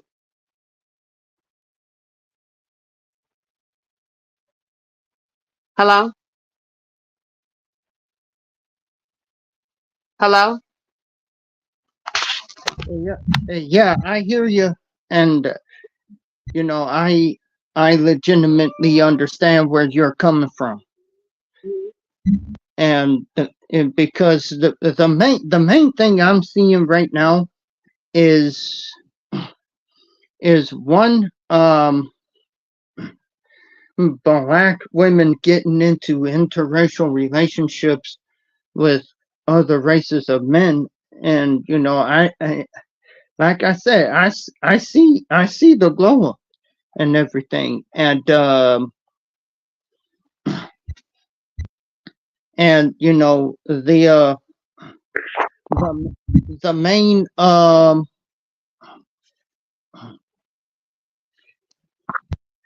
and you know the main thing is that you know I'm seeing now, I'm seeing you know black women. I saw this one black woman that says that you know um black women need to separate their rights from black men, and you know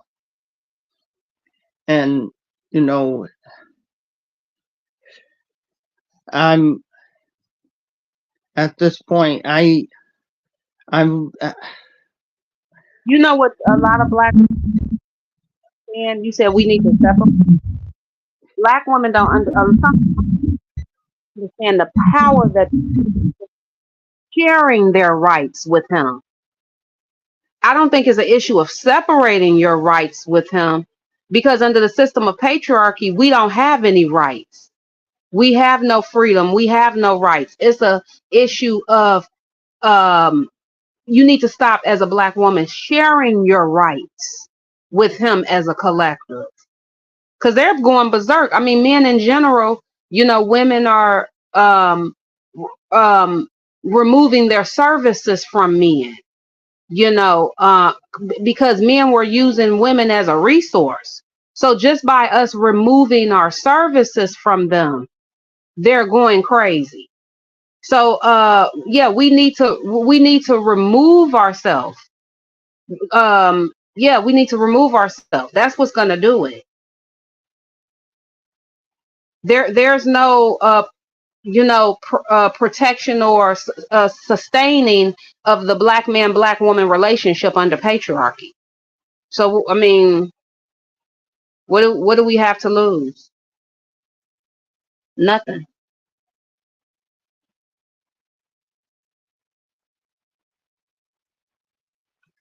I'm starting to get more understanding of that now. I'm starting to get more understanding. Yeah, we doing too much. We're sharing our right. We're doing too much.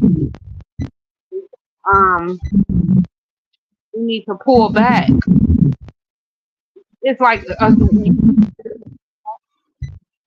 a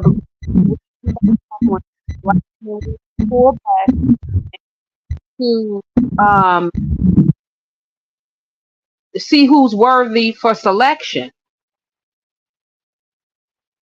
in order to share our energy. You know, I don't think it's safe right now to support any man as a collective, race wise or ethnicity wise. No one should be doing that. No race of woman should be doing that, especially black women, because there was a time where other races of men supported their race of women, but collectively, black men don't, because of white supremacy patriarchy. So it's even more detrimental for us to do that as a collective, you know. And you see that a lot of black women, they go to bat for black men. They support them hard as a collective, but they don't do the same thing in return.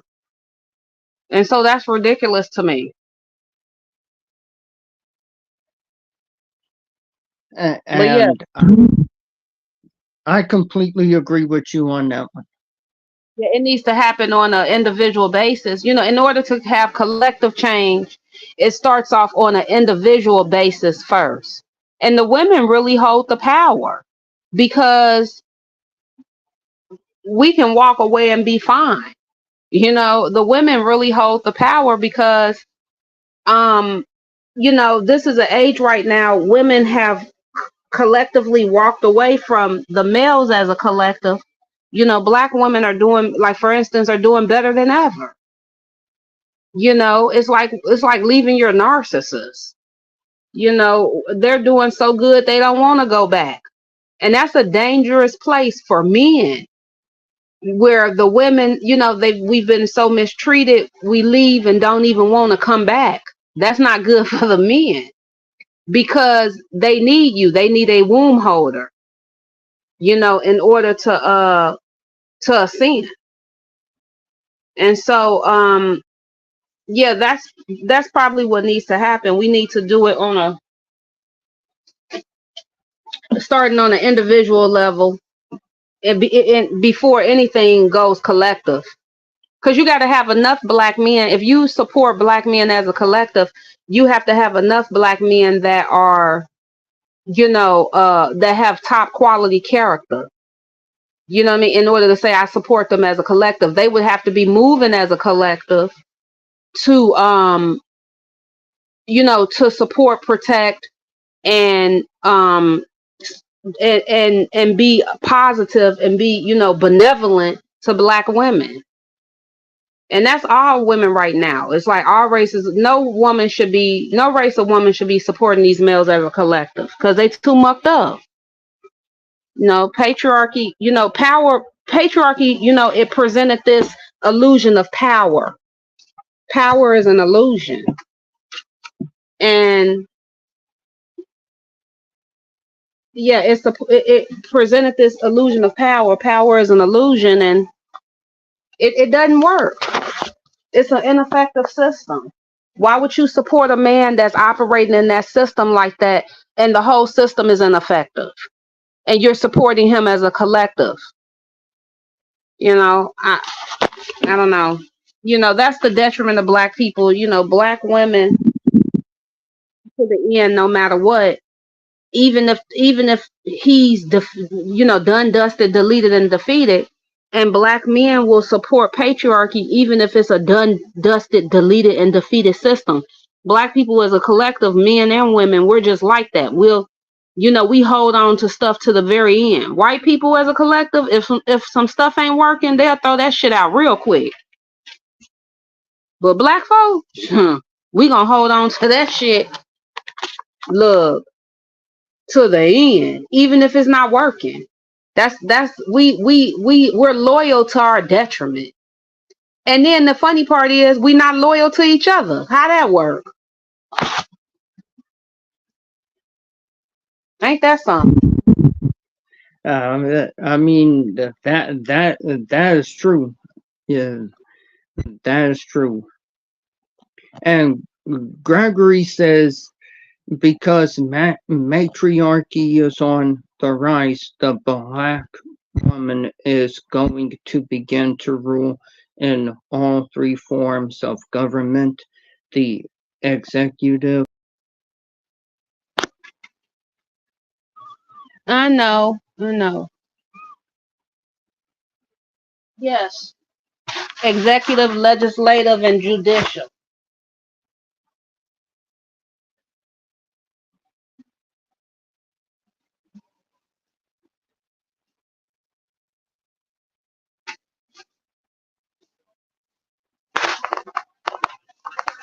Yeah, I agree.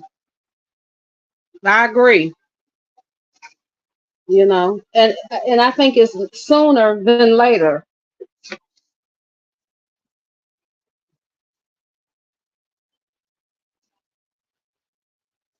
A lot of what I've noticed too, what I learned living in Florida, seeing a lot of business owners and how they move in Florida, business is extremely political. So, black women are on the rise as far as owning businesses and stuff. That's how we're going to be very influential in the political arena, through business owning, because owning business, dealing with people, you're dealing with, social, you're dealing with political. And that makes us more influential. It really does, as black women.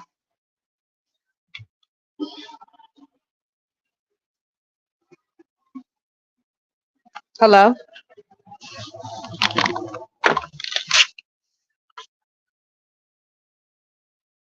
Hello, can you hear me?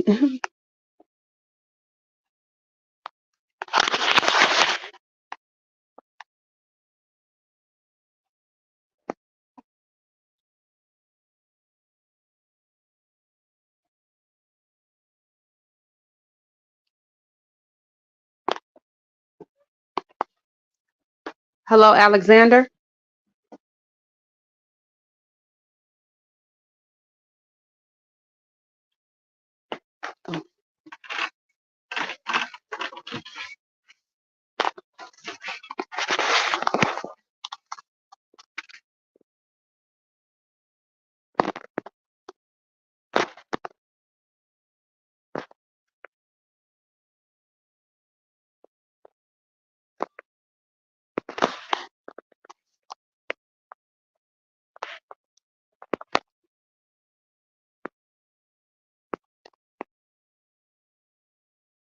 Oh,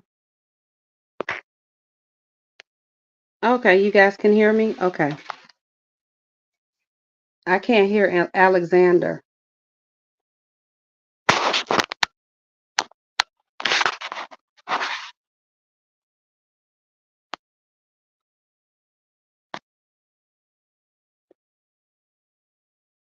Maybe he stepped away.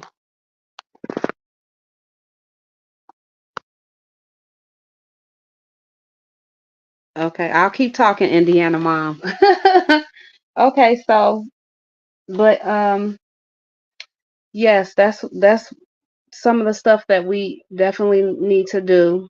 Um, Greg was saying, matriarchy's on the rise. Yes, that's very true. That's a whole nother system. It's actually a system that's more ancient than patriarchy. It was the original homeostasis of this planet, matriarchy was.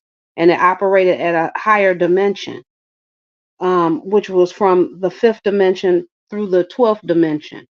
So,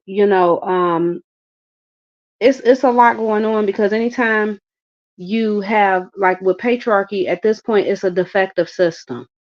It's an inverted system, and anytime you implement something new, you have to. The patriarchy coming down is like the tearing down of a belief system. Because it was the age of belief. So a lot of people, of course, are going to have an issue with matriarchy. To them, that's unheard of because there's such a hatred for the divine feminine and for the feminine energy. And so, when you tear down somebody's belief system, if you don't replace it with anything, they will lash out. But we do have something to replace it with. The natural, um, basically, what matched the natural ecosystem of this planet, which was matriarchy. But, because there is such a hatred for the divine, there is such a hatred for black women, there is such a hatred for towards the feminine energy. They're, of course, they're going to fight tooth and nail because of their own insecurity. What plugged people into patriarchy was insecurity. So instead of just being able to just be who you are. So a lot of times too, when matriarchy comes onto the scene, people don't know what it looks like, or they'll make fun of it, they'll talk about us, this and that and the third. Um, we can't worry about that. We just need to do the work, do what needs to be done. It's wonderful that we do have men like Greg and my husband there, and Alexander who support. We don't need a whole bunch of males to support. We just need the good ones that we see as good, that we see as benevolent, that's helping our cause. We don't need all of them. We just, as they say, a few good men. So that's, pretty much what I wanted to say on that. Um, but yeah, the protection of black women is very important. I think it's a team effort, like just me and my husband working together, him creating, helping to create a life for me, and me being productive in that life. That it's like we help one another. You know, he helps to protect me, I help to protect him. So yeah.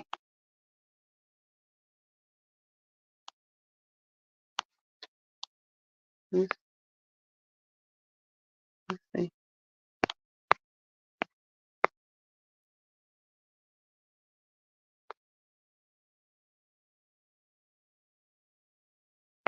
Okay. Hey, yeah, I'm back. I apologize. My phone was, my phone was acting up. I apologize.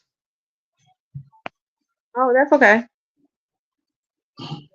Was there someone in the back chat just now, or No, I just kept talking while you were gone. oh, okay. But yeah, I heard everything you said, and yeah, I agree. I agree with you cold heartedly. And again, everyone, I want to apologize. My phone was acting up and everything, so yeah. But yeah, I agree with you. Call, call, Hello?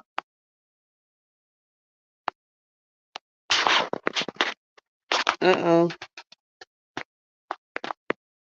Can you guys hear me?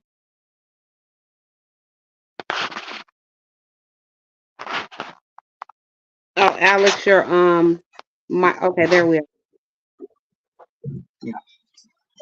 There we are. my mic seems to be having issues lately. But yeah, as I said before, I agree with you cold heartedly. Mhm. Um,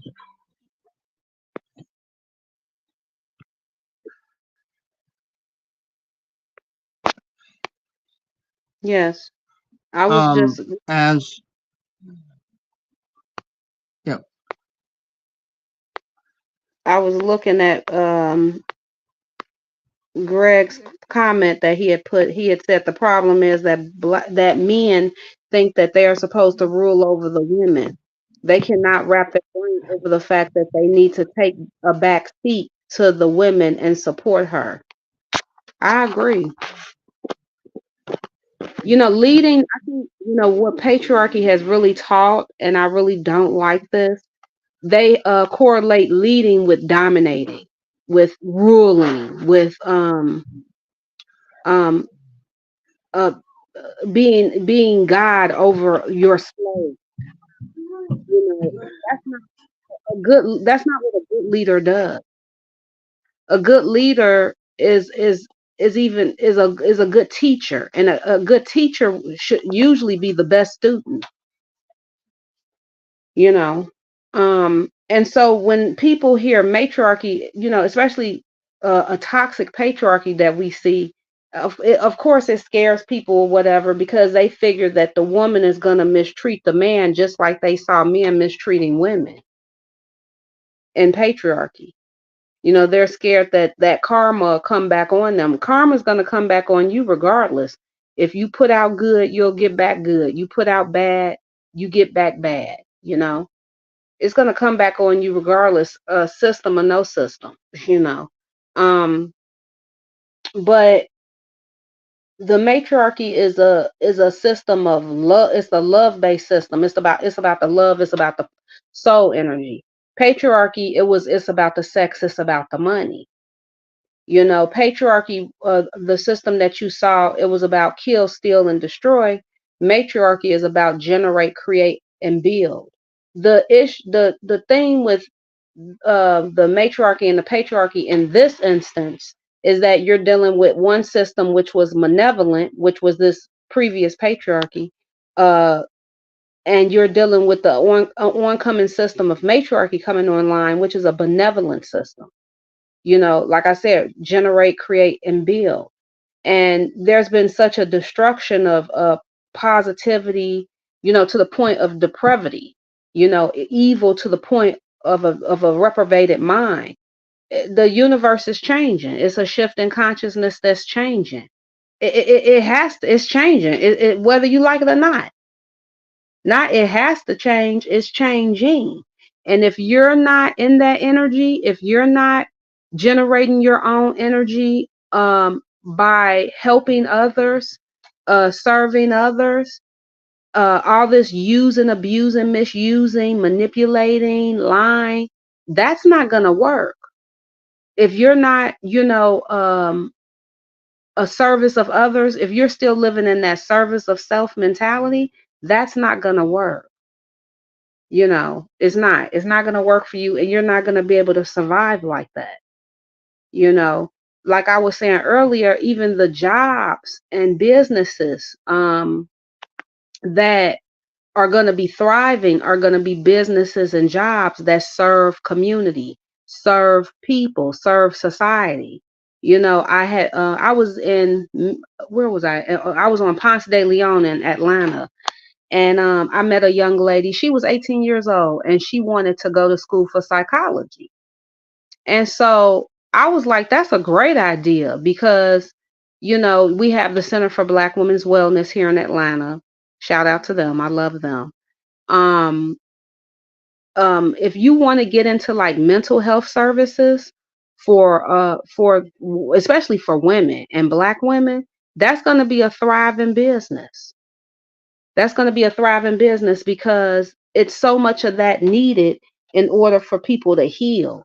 We need people like that. That's a job that's going to be we know what a psychologist is, but going into a field like that is more needed now more than ever. So, maybe back in the day, if you were to go into that, it may not have made you as much money, but now, and a lot of it too is if you have different organizations and things like that, it's not even, you really shouldn't even go into it for the money, because if you go into these um, jobs that are more so service of others, then it's going to take care of you. That's what I'm saying.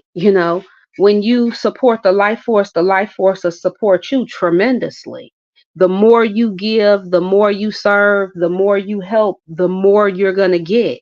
It's just that's just how it is, and that's the time that we're going into. That's the time that we've entered.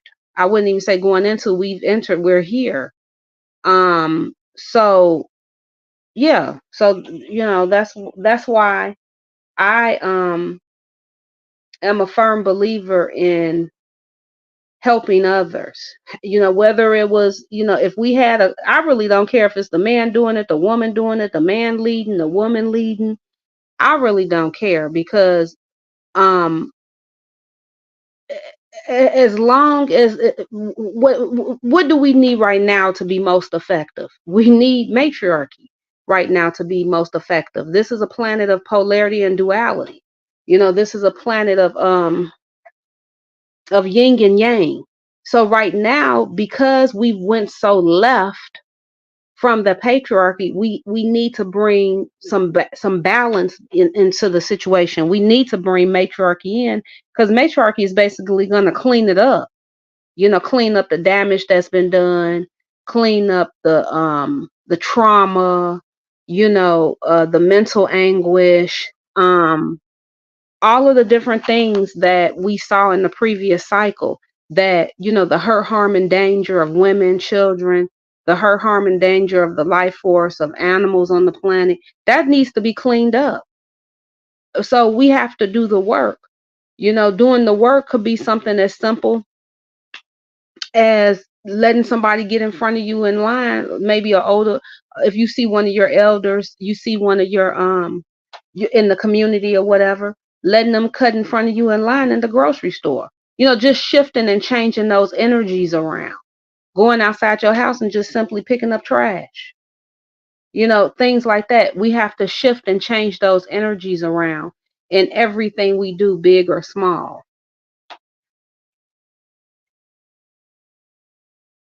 I'm all about results. So, I usually be thinking about what can I do? What should I be doing today? How can I be most effective? This is what we need to be focusing on. I agree. Hello? Yeah. So, and if it's gonna take I think, because the black woman, um, you know, we basically, have we're very equipped to help create this change, because we when the pendulum swung, it swung against our favor. you know um when you have people who have been through the most hardship, they've been through the most negativity, they're going to have a story. They're going to know how to help someone else. They're going to know what it feels like to be homeless, what it feels like to not have, what it feels like to be abused, what it feels like to be rejected, you know. And so when you been through those experiences and you help someone else, then you know how to help them effectively. You know what I mean? You know how to help them effectively. And you do it with a heart of compassion, because you know what that feels like. And so this is what's going to have to be done. This is what's being done. And a lot of people going to get left behind if they're still operating in service of self. I think, the black woman, a lot of us honestly are very loving, beautiful, giving, supportive women. I mean, black women feed you, they're going to be good to you. It's a lot of beautiful black women out there that have beautiful hearts, beautiful character. Usually if I get help, it's always from a woman. You know what I mean? Usually from a black woman, when I've needed help. That's I don't know what else to say. So we're we're the ones that are, doing the work. We're number one in graduating and enrolling in college. And, whether we're working in our field or not, we're helping to serve. And it's a lot of people, and they're not all black people either. They don't have to be, but it's a lot of people supporting us. And they're not all, some of them are not black, and they're supporting the black woman too. So, you know, um, it's a beautiful time. It's a beautiful time.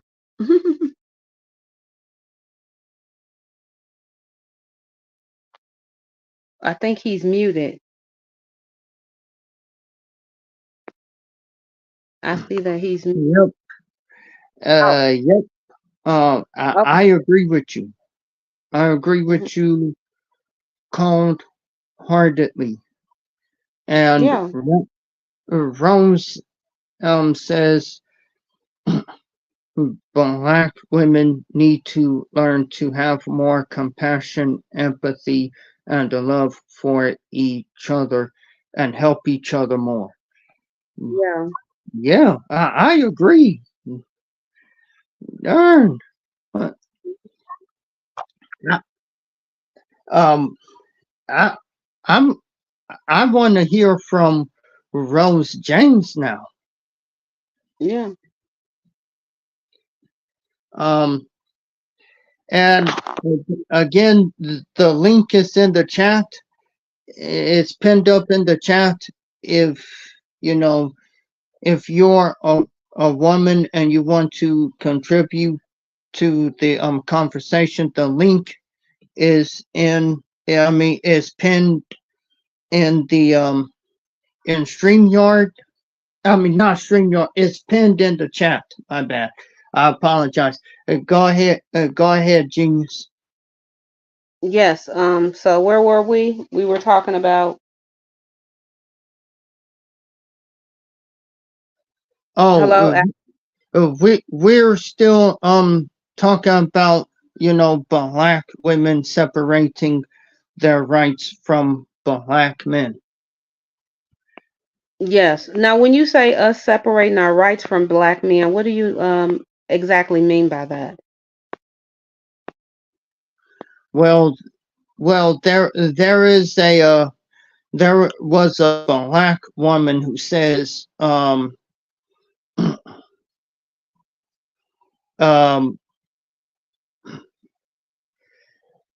there was this black woman who said that, um you know she thinks that black women needs to separate their rights from black men, and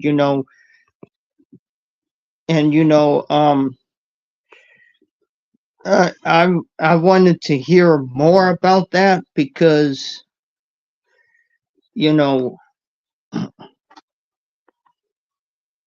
and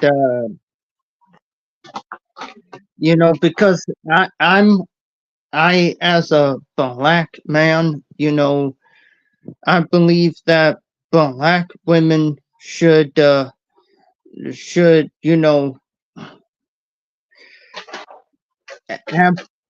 advocate, you know for their rights as well. Right. So yeah, I'm gonna go ahead and let you say your piece on the topic. So, Okay. So basically, as we're working towards our goals as black women, and I agree with Rose. With what you also said, Alex. Just to pull that together, we need to be help. Black women need to be helping each other. The men need to be focused on helping the men, and the women need to be focused on helping the women. So yeah, at this point, collectively, we don't really need to be dealing with each other collectively. We need to actually be helping ourselves. So yeah, we do need to be separating our rights, separating ourselves in order so we can do our own work, our own healing and stuff like that. So yeah, I agree with that.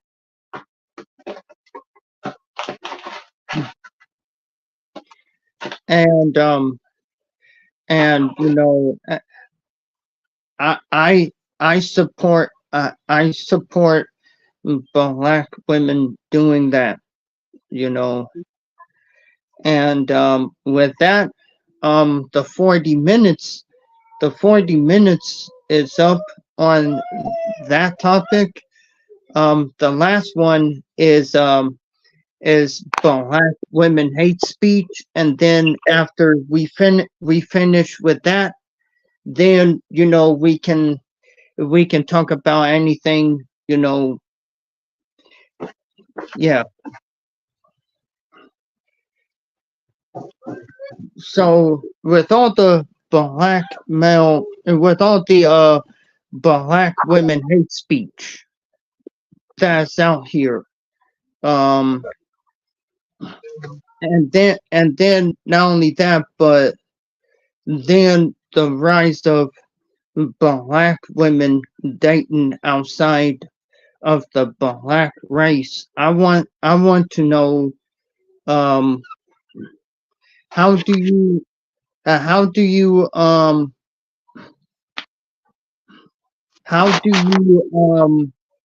think that it's going to um it's going to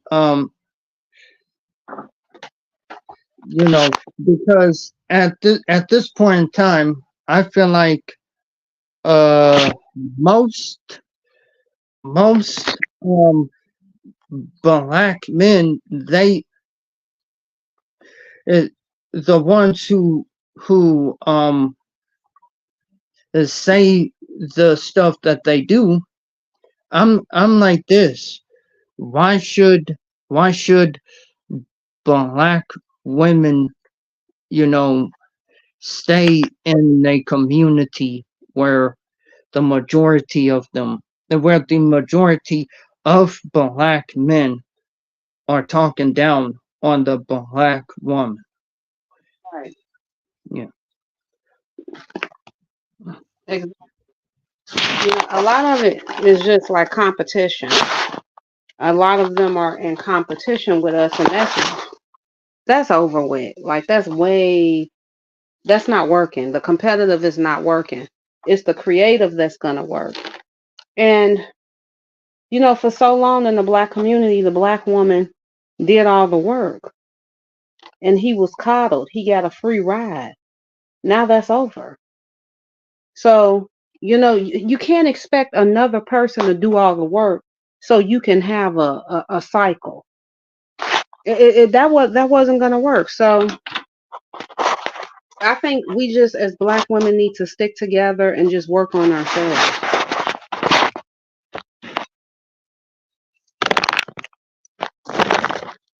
Period. And when it comes to the black women hate speech that is on here, um,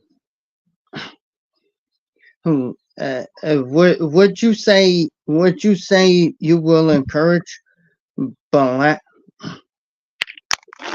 black women to, you know, explore their options, you Yeah, know? in all things, not in just relationship, but spirit, soul, body, finances, and relationship. In all things, they need to explore their options. The hate speech is just, to me, it's just a bunch of jealousy and envy. I hear hate speech about me all the time around,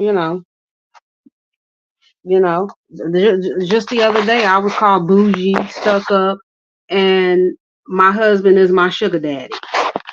Okay. So I mean, the hate speech, let them talk.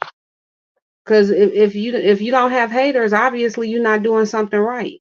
It makes them look bad. People are gonna do that because they're immature. So it is. What I see on social media though, and just in general, publicly, just in real life, people are very afraid of the black woman white man relationship. They're terrified of it more so than black men with non-black women.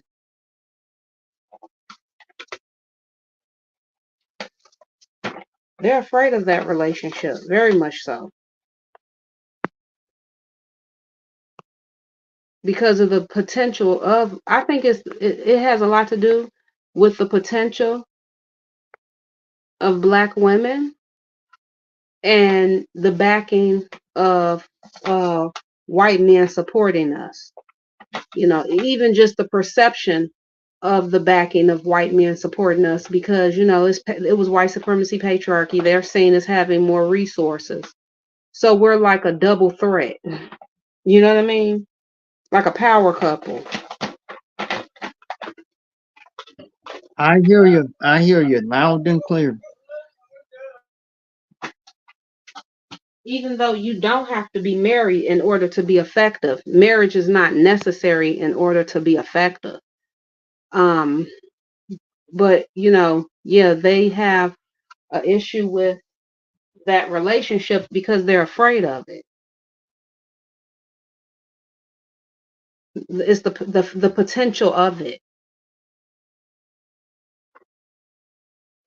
and what it's ultimately going to do is help build matriarchy.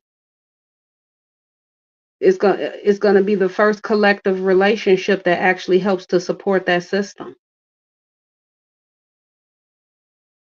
You know, I mean, it was different. Because it was patriarchy. Um, the white man white woman relationship actually helped to support patriarchy. But when they were making cuts, the black man non-black woman relationship, it did help to support patriarchy as they were making cuts. Not in the same way, because this is a whole entire different system, matriarchy. But Yeah, they're afraid of the potential that the relationship has, and how effective us as black women are. Because if we can be effective without a man, imagine how effective we can be with one that actually supports us and that's actually working in your favor and actually helping you. A lot of I have to give credit to my husband, because a lot of not because he's a white man, but because he's a good man, because he has better character and he's very supportive of me. I've been able to do a lot of things at home. I've been able to actually work from home, and I've been able to really create a whole organization, you know, and because my time is freed up. I'm very effective. I feel like I'm more effective at home than I am on a job, unless I own the corporation or I own the place. That's where I will be effective. That's where I would be effective as an actual entrepreneur.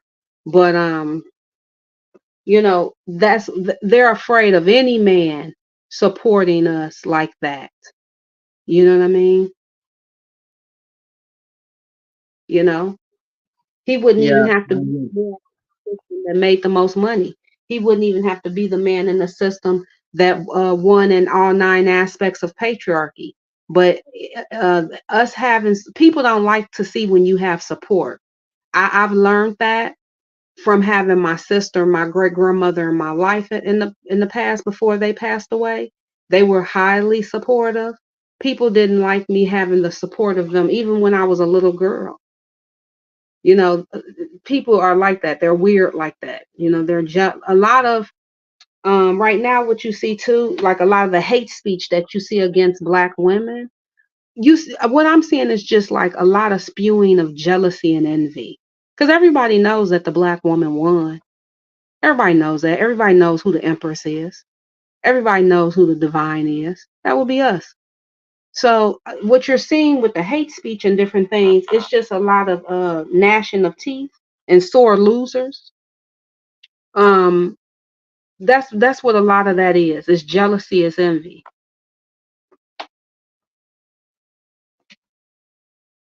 So they feel some type of way. You know. Do I care? No, not at all. It's not going to stop me from being effective, and we're going to keep going. One thing I like about being a black woman, you know, um, I have like this Teflon Don uh, armor on. I- You could call me any name of the book, and I'm gonna just keep going. Like I don't care. It doesn't bother. My feelings don't get hurt easily. You know, because I know that I'm effective. I know that I'm doing what I need to do and fulfilling my purpose in my particular life. You know, and ultimately, black women just need to be helping other black women do that. So that's what it is. You're gonna get people that spew hatred. If successful people, they don't attack people who are successful. You know, or unsuccessful people. They don't attack people who they feel are less successful than them. They attack people who they feel are more successful than them, are more of that's a threat. You know. So, I I mean, a lot of the hate is again like the hate speech towards black women. If black women were so horrible, they would keep our name out their mouth. But they have to do that in order to tear you down. See, tear you down. See, this is not what's gonna work as we're shifting with the shift in consciousness. You know, people who are unsuccessful, they attack those who they feel that are. If we were just so horrible, why do you keep our name in your mouth? You know, I mean, even though I'm a divested swirler, I guess you could call me for the most part. I still have black men attacking me. Why is that? A lot of them want my man. You got to understand, I'm in Atlanta. A lot of them wish they had my man. That's what that is. That's a fact. He wish he was in our position. hmm But they're not in our position right now. They're in the worship of the anus. So that's the thing too. A lot of people aren't talking about, like black women being with white males, for instance. You're gonna get a lot of hate from people, um, because from men because they want your man. That's the It's like twisted. They don't want us. They want your husband. They want to covet your situation with your husband. My hair is the target. It's weird, ain't it? It's twisted. It's the truth. Sometimes, I be just looking at where people coming from, you know. They wish they were in our position. We'll stop hating. If I got on social media and made like tutorials about black men and how much I hated them and stuff, how is that effective? How is that effective? That's terrible. And even though I have a husband, a white male husband, what if I had a black son? His father would be white, he would be black biracial. But that's crazy. How does that help? And why would I do that? Because as a collective, they're not doing so great right now. Black men as a collective, they're not doing so great. They're losing in all 9 operations, or no, excuse me, they've lost at all 9 operations of the system of patriarchy, which they decided to dive into. So that doesn't help me bashing him, but I could understand how people, the black women hate speech. I understand it because they have something to tear down because we doing good, but it's not going to work. But they're coming after something. That's what I'm saying, because we're effective. Matriarchy coming online. See, when you have a system that comes online, to some people, it may look flawless as you're operating and moving in it. It's not, but we make it look easy because you have a system that you're moving in. So it may look flawless. To some, you may look like the privileged lady. To a lot of people for some reason, and I think it's just, having a white husband or whatever, they see me as being privileged, the privileged lady. So they feel, they should attack you more. Well, you kind of, not really, because if you have that perception of me and you feel that you should have to attack me more, obviously I must be going through more attack than you with a white husband. A lot of times, because racism and all of that, it has people so just to the point of mental illness. They don't know you. They don't know your life. They don't know your story. They're just looking from the outside in. You know. I agree. hmm So yeah, they do have this perception. The hate speech or whatever. Um, when you're moving and operating in your system, you look busy all the time. Because you're being effective. Effective looks like busyness. You always have something to do. You always know where you're going. You know. So a lot of, it's a lot of people that I've seen. Patriarchy is like the religious arena to me. They destroy people's lives in a lot of instances. A lot of people are very unhappy with their life that they've had under the system of patriarchy. They're miserable.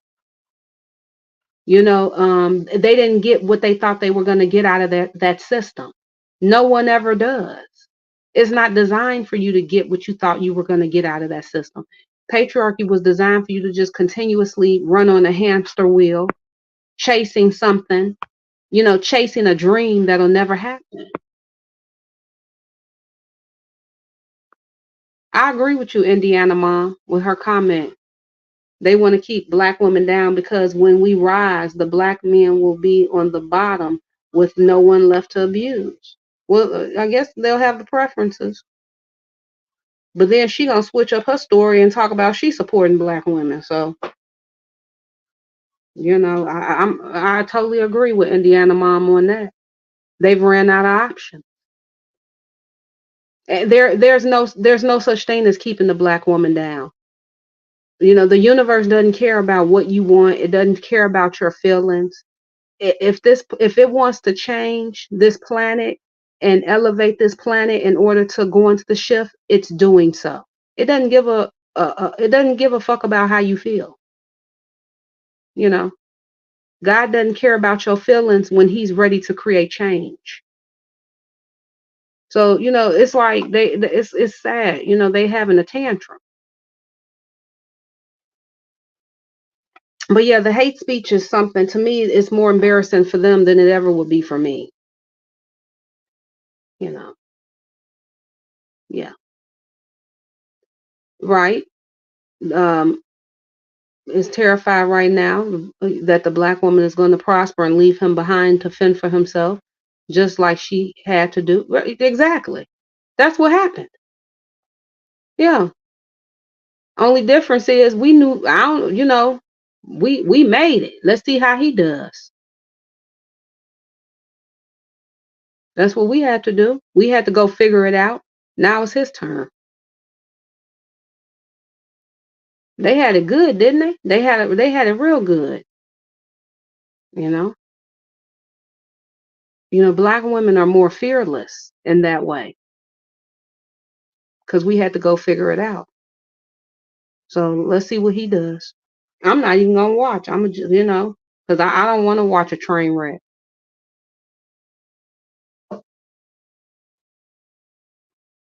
I think it's funny though because it's not even a lot of us. Like I said, black women are highly effective. It's not even a lot of black women right now that are dating out the race. It's like a slight increase. It's not even a lot of us that do it. And there's like this tension, or everybody's talking about it. I've never heard so much talk about interracial dating until black women started doing it. Before then, nobody even really talked about it. I mean, can you agree with that? I don't, you know. Yeah, I can agree with that big time. They weren't even talking about it to this magnitude until black women started doing it. Because nobody, if you notice, when you saw, black men more so dating out the race and not black women, nobody really cared about black men dating out the race. The only people that really care about black men dating out the race is black men. But when black women date outside the race, everybody care.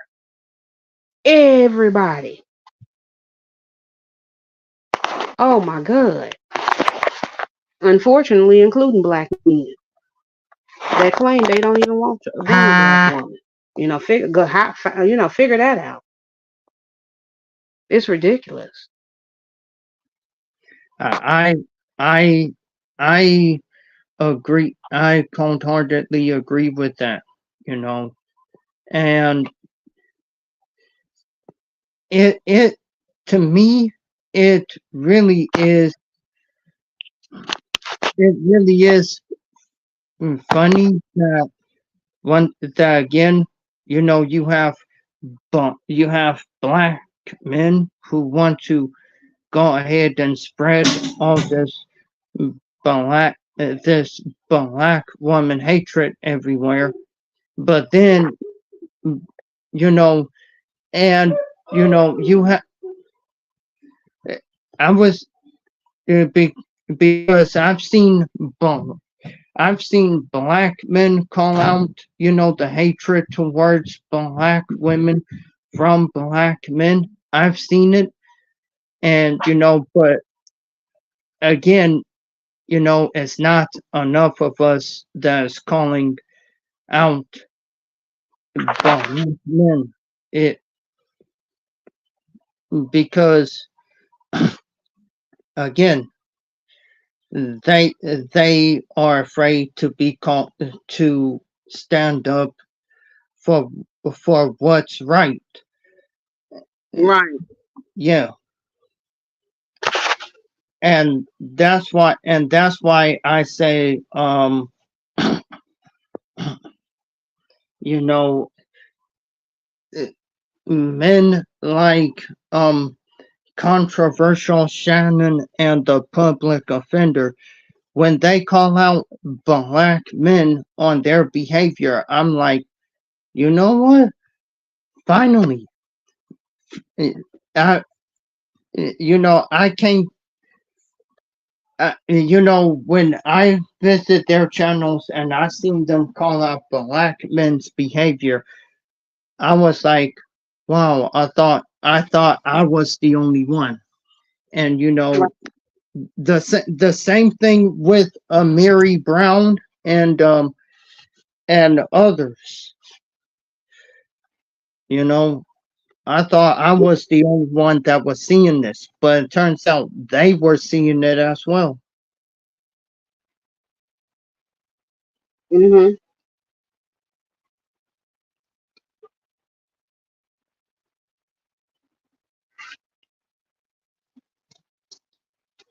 I'm I'm gonna go ahead and let you and let you talk and let you talk. Okay. All right. But I really don't. You know, what the thing is with the hate speech of black women, it's like a broken record. I don't care because what that was supposed to do. Words can unalive. So that was that what they're doing that because they want society to have a particular view of you. When people badmouth you to other people, talk about you, character assassinate you, they're trying to kill your effectiveness. They're trying to make people think in a particular certain way about you. The hate speech that is being put out from them to black women is not effective at all. It's actually making them look bad. Nobody's looking at them thinking and feeling a certain type of way about us. Everybody's looking at them thinking, ugh, yuck. So I don't, that doesn't work anymore. Bad mouthing people and trying to lie on people in order for other people to look at you in a certain type of way is actually making him look bad, very bad. You know, that's just what I. That is true. That is true. Yeah, he's looking really bad because it looks like you know racism against his own counterpart or woman. To other people, it's like self hatred. Yeah, it's not working. When people see, a lot of people when they look at what is it, the manosphere and all of that, they just see a bunch of males that are hateful. When other people who don't agree with them, they just see a bunch of men who are hateful. They're fighting for, the hate speech against black women. Um, even though black men were black men, and in that system, they still benefited from the subjugation of black women. So they're fighting for the little bit of um, illusion of power, the little bit of privilege that they thought that they had by the subjugation of black women.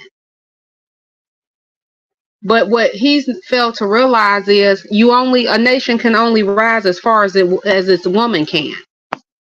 So as far as them bad mouthing us, like I said, it don't bother me. It's not affecting my life. Not anymore. It's not. I don't care. They can call me every name in the book. Who cares?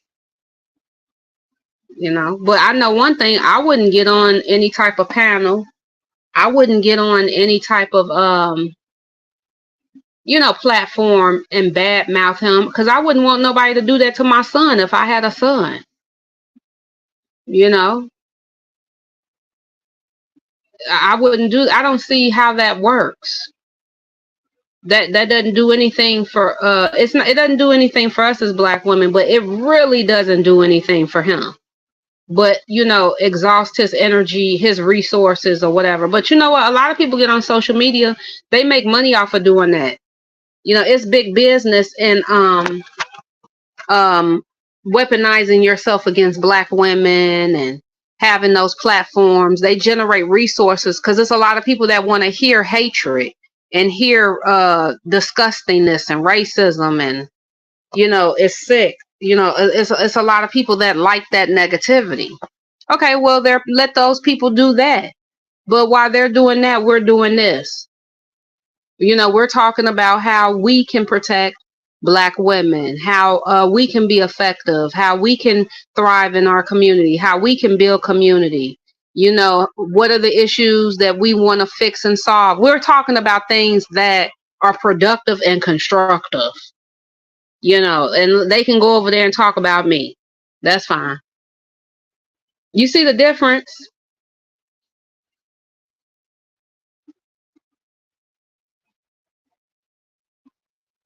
I totally agree with you. Yeah. Yeah. Yeah, it's just that. Yeah, totally agree. Mm-hmm. Because I don't want, when I think about the future, I think about, the children that are going to be born into the future. I don't want them born into a world like that. I want that to be a thing of the past. When we have children and they get older and they hear about, this era of time, before they were here, they'll be thinking, wow, what was that?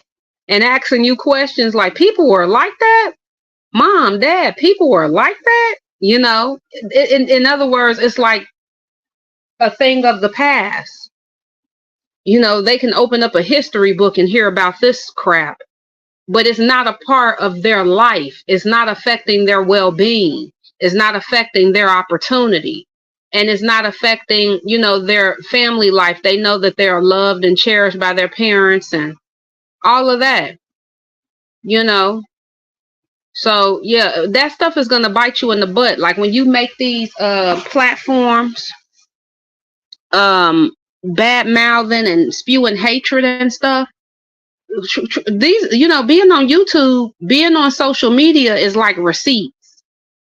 Everything's recorded, everything we can pull up. So, they need to be careful what they put out there, because the very thing that you hate, you're going to need one day. I had a pastor tell me, he was telling me about a lot of the hatred that was being spewed out, against black women in Atlanta. He was like, in the future, these are going to be the women owning the businesses. These are going to be the women, when you go fill out a job application, you're going to be sitting in front of her because she's your manager. And you done went out here and called her all kind of ugly fuglies and said all this nasty stuff. But now you need her to get a job. Now you need her to get employment. Now you need her in order to get resources, this, that, and the third. We already know we're already here in this time anyway. So you've done all this bashing of us, but you're not going to be able to move through the system as the system is shifting and changing into matriarchy, because of all the nastiness that you've done against this very woman that is now your boss, now your manager, now owning the company that you're trying to work at. And he was telling me this was maybe about 20 years ago, almost. And he was saying that they need to get out there and start writing some Hallmark cards and making some apologies, because that is going to catch up to them. as a pastor, he was just talking about, how they didn't want women in ministry. And he didn't agree with that, and how wrong that was, as a lot of the churches are closing down, you know. And why not have, women in ministry that are effective and that are helping and leading and serving and doing everything that needs to be done, So all this stuff, karma is a real thing. All this stuff that you put out, you get back. Sometimes people put stuff out, and what gives it, if you put out negative karma, you get it back through your own insecurities. It's not even that anybody else is giving it back to you, you giving it back to yourself. So yeah, the hate speech and stuff, it makes my stomach hurt. It's toxic. I don't understand how some of those, I don't understand the politics of it or whatever, but some of those channels have been shut down, but yet some of those channels are still up. Why that is? And I don't want to give any, I don't want to say what channels or whatever, because I don't want to give anybody any clout on your platform. But, I'm thinking of a couple of channels. I'm like, it's scary. Like, I'm like, wow, the fact that they could get up there and do that. It reminds me of like pre-civil rights movement. When you saw the hatred and the racism, of white people, during the civil rights movement, when they would put dogs and fire hoses on us. It's like they have a podcast, doing that with their mouths, putting the dogs and the fire hoses on you. It's just like, what? Yeah. I guess all this stuff just had to kind of hatch out. And I'm glad that it's being exposed. But it does remind me of like before the civil rights movement, like that era. Social media, it's aspects of it that remind me of that. But the fact that they're able to do that, and get monetized.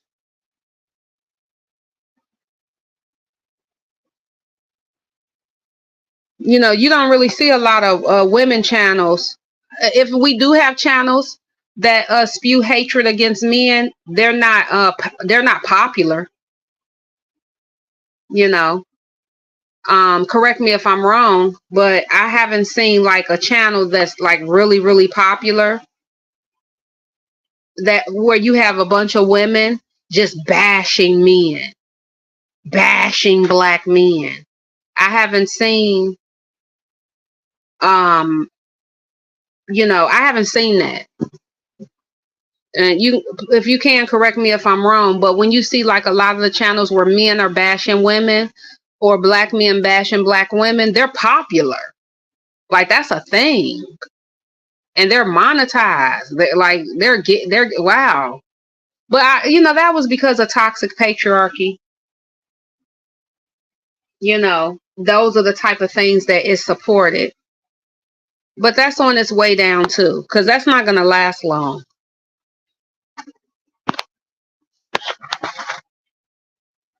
Hello?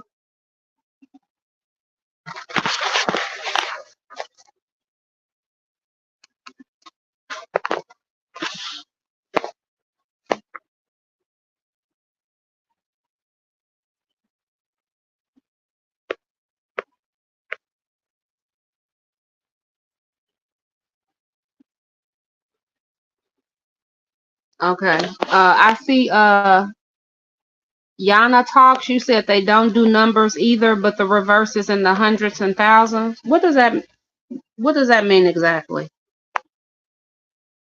Yana Talks.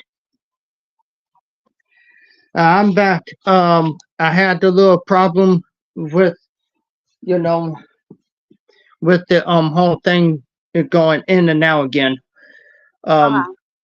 Yeah. But I would like to say I agree with you cold-heartedly.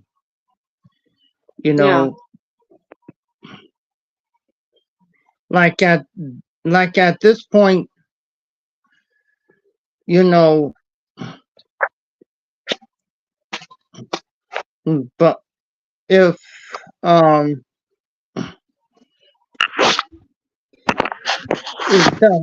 see, they say it's free speech, but what it really is hate speech because again, because again, black, black men want to play victim, but and you know it causes it causes problems for black men who are truly victims. But again,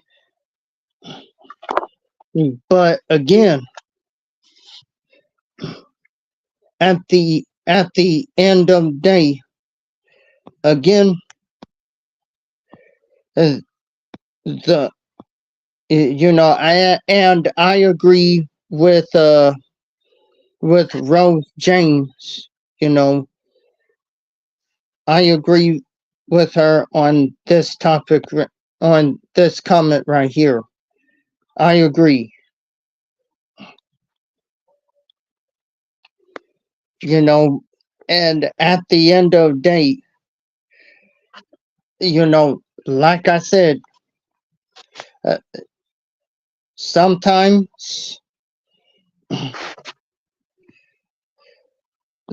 like sooner or later, there's going to be a time when black women are going to get tired of it, and they're going to date other races of men. At the end of the day, I'm seeing I'm seeing more of that happening. Mm-hmm. And again, I would also say this. I think as time moves on, I'm now thinking more black women should explore their dating options because, like I said, I'm going to like I said, you know, again, black women are doing good things, and I do believe that we may have, you know, a first female president. I do believe that, you know, and I agree with Yana Talks on this comment right here. Yeah.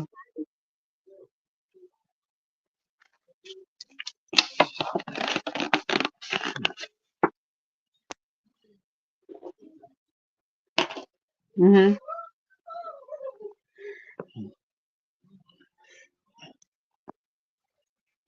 And you know, the only thing I have to, and I agree with Gregory as well.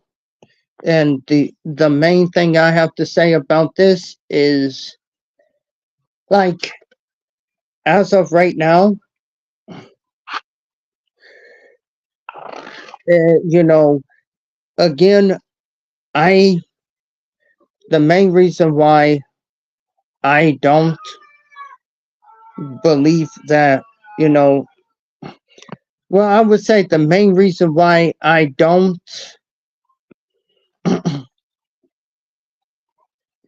you know, do black male worship, or, you know, the main reason why I don't want to date uh, or be married to a black woman who worships a black man is because, you know, if we had a black son and he messes up and all of a sudden, you know, it's just boys will be boys, then there's going to be problems, because I believe in holding black men accountable, and the black woman who worships black men doesn't. And so at this point, I'm like, uh, a a black woman who calls a black man king. Nah, she's not the one for me. I'm sorry. Right. Kind of embarrassing at this point.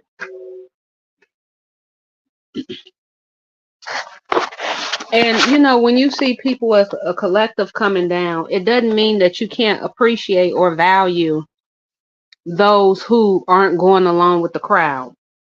So yeah, like when it comes to, for instance, black males, males in general, you know, you see a lot of because you see a lot of non-black men bashing women on social media, for example, as well. You know, they got shows that thrive at doing that. But you know, that doesn't mean that um you know, like with you, and I've seen Brent's channel, Corey on his channel, people like that, Greg. You know, you can appreciate quality males without supporting the collective. Because I don't want you guys to think that, oh, we see you as a part of that crowd. It's just that the majority right now is just, I would call it mentally unstable. When you know um society has passed off mental illness as masculinity, and it's not the same. Mental illness and masculinity is supposed to be two different things, but it almost looks as if they're trying to pass off mental illness as masculinity. um you know, from what I see, you know, some of these channels on YouTube, I mean, obviously YouTube is okay with putting that on there. I mean, it's just it's disgusting, you know, to that type of hatred or whatever. So, and some women just sit there and take it. But you know, that's all I wanted to say about that. Okay, and with that, if you want to talk about anything else, um, you know, you can, as of because as of right now, we have time to talk about, you know, is anything else, you know. Okay. Let me think. Um, I don't know. Maybe somebody in the comment section, if they had a question or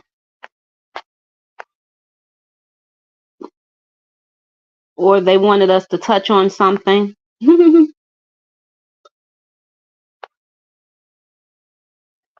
Let's see. Indiana Mom's comment right here. It says non-black men seem excited about black women dating, marrying out. The non-black women seem to be cool with it either way. But Mm-hmm. and she says, but baby, the black men are big mad, never cross their minds that black women are considered beautiful to other men. I agree. They didn't think this was going to happen. Oh no. Mm-mm. It was a revolutionary act for them to date out the race. And I guess when we started, we don't even do it to the degree that they do it. You know, the numbers show that statistically it's a slight increase in black women dating outside of the race. But yeah, a lot of them are just, they're acting a fool. we never acted like that when they dated out the race, not to the point of being volatile, of bloodying their wife's nose on the martyr train with the pictures to prove it, of having 4 court cases that me and my husband had to go through, of black men jumping us and stuff like that. We never got to the black women never got to the point where when they saw black men dating out of the race, we were volatile. But this is the type of stuff they do to us that myself and my husband has experienced to this day. Chasing my husband down the street. I got plenty of footage, because I videotape stuff. Just ridiculous. We never did it. But I think that, you know,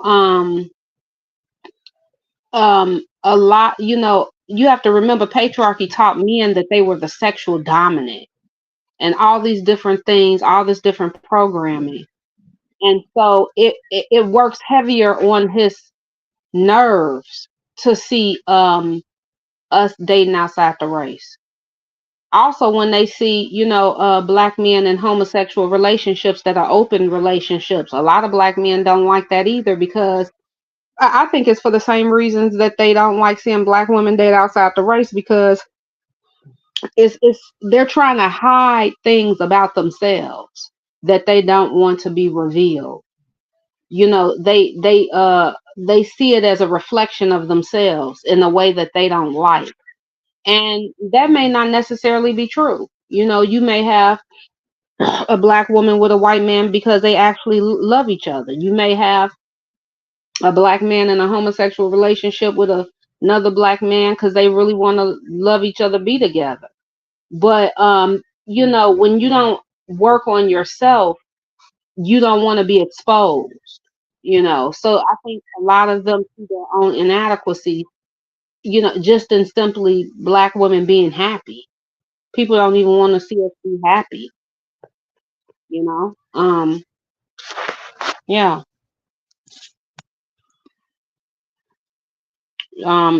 So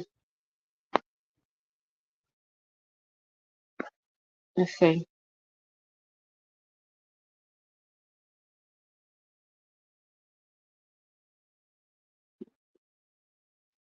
Yeah, they did. Indiana Mom, they thought we were going to be done, dusted, deleted, and defeated. Now look at him. And he's had the opportunity to date out the race and things like that, if you want to call it an opportunity under patriarchy. It doesn't look like he's done any. It doesn't really look like, as a collective, they've been too effective, or done any justice to non-black women either. It, it doesn't look like he treats them that great either. You know. What did that relationship do? Like, what did they accomplish?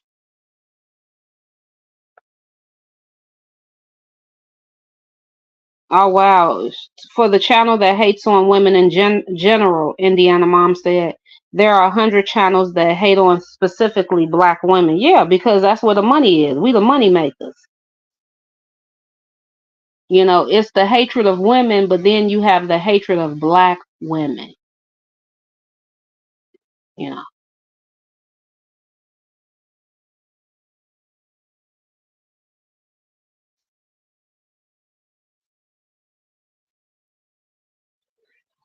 I'm starting to miss Cynthia G being I do. on YouTube. Yeah, I do too. I thought she was. Yeah, she's on Rumble now. My thing is this: they took her down, but then you see all these other channels up that are her channel is nowhere near some of the stuff I've seen on YouTube. There are channels where I've seen black men, in fist fighting black women. Like, I don't understand. Her channel was nowhere near some of the stuff you've seen on YouTube. Nowhere near. And she made a lot of good points.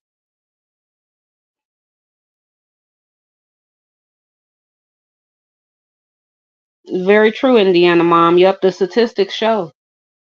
You know, if you're broken, wherever you go, you're gonna be broken.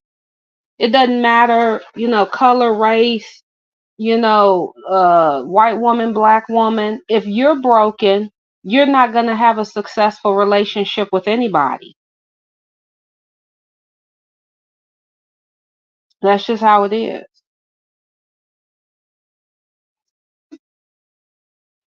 Yep, I definitely agree.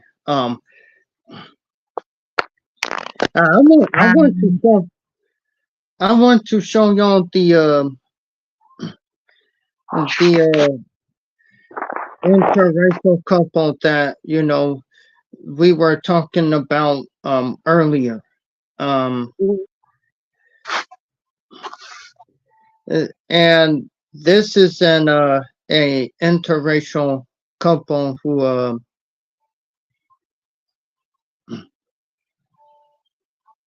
uh you know they went to the Olympics and everything. Okay. Um, I'm gonna go ahead. I'm gonna try to find it. Huh. Oh, there's another one right there.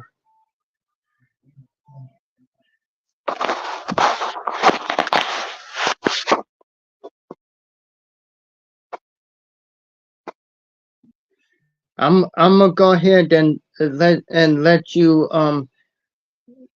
What? I'm yeah. I'm looking at Hannah Talk's comment.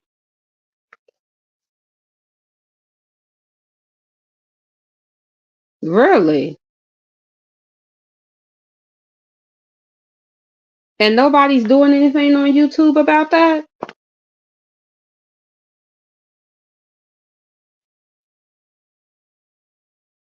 Mm. You don't see too many. I'm looking at Yana Talk's comment. I'm sorry to interrupt you. I was just looking at her comment. You don't see us getting on YouTube doing that. Like you don't see a lot of black women getting on YouTube talking about they want to unalive black men and their preferences. Like you just don't see us coming at that with that energy from that angle. Like I've never heard Cynthia G saying anything like that. She wasn't that type of channel. And see, that's what I'm talking about when I said the volatileness. When you see, black women, when we see interracial dating of black men, there was not a volatileness against them, from us to them. There wasn't acts of violence and things like that. But when it's the other way around, oh yeah, he's volatile.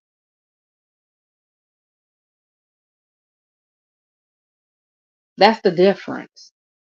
Why is that? Because they feel that they lost control that they never had in the first place.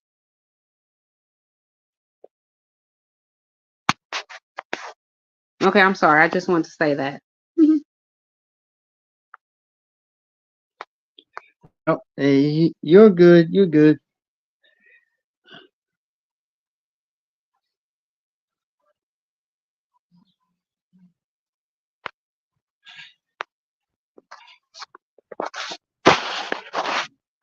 Lord, their system is coming down.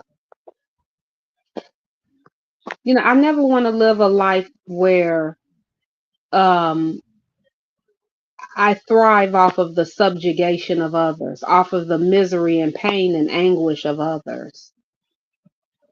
You never should build a life based off of that. You know, because what's going to happen when that person rises up? You're done.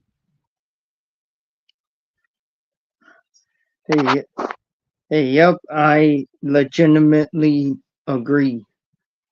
Um, I'm still, trying to find that video. I'm a again. I'm a go ahead and let Indiana mom. I'm gonna go ahead and let Genius respond to the comment. Which one? Indiana moms? Yeah. Okay. Black women and white men are the leaders of society and have the ability to take care of themselves and others.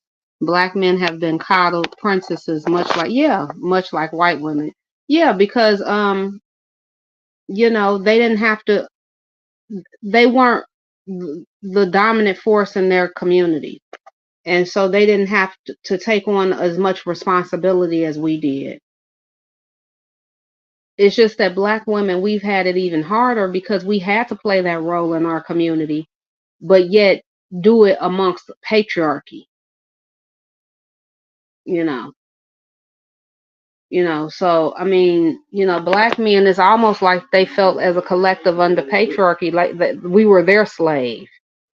He was the white man's slave, and we were his slave, and that all that's changing, and it could change for him. But sometimes the subjugated, as long as they have someone to subjugate, then they're okay with being subjugated.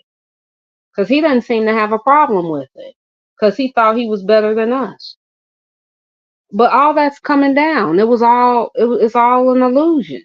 Did it happen? Yes. But it's a lot of falsehood. It's based off of a lot of stuff that's not even true. You know? YouTube, it's gonna be interesting to see what the future holds, because with all of I'm just interested in seeing what's going to happen with all of these different channels on YouTube that are like that, you know.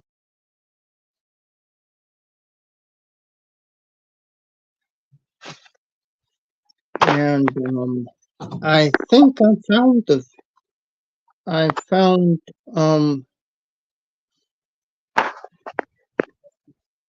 found the video. Yes, I did. All right. I'm gonna show y'all something right now, and let's see.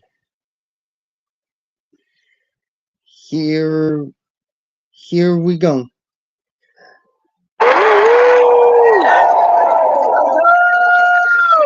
Let's go! Good job, baby!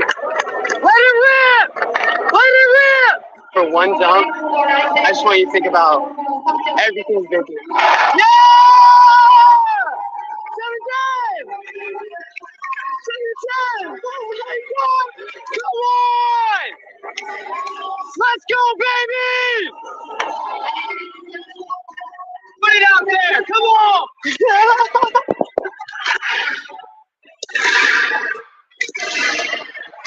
Oh my God! Oh my God!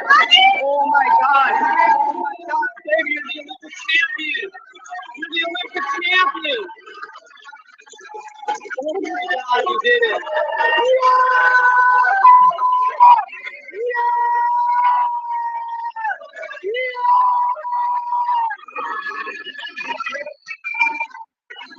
You're the Olympic champion!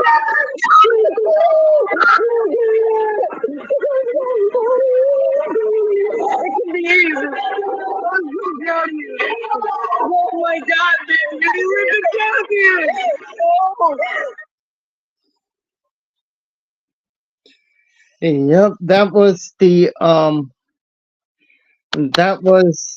uh, that was Hunter Woodhall, who was cheering for his wife Tyra when she won the her Olympic gold medal. eh, He got out of his he was excited. That's all I have to say. He was excited. I'm gonna go ahead and let you speak on it, Gene. uh, ultimate support. That's what I see.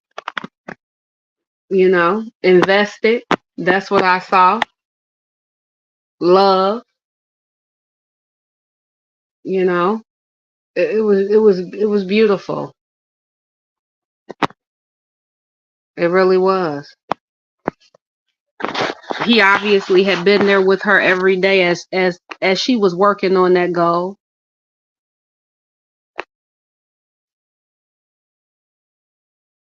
And her dream was his dream come true.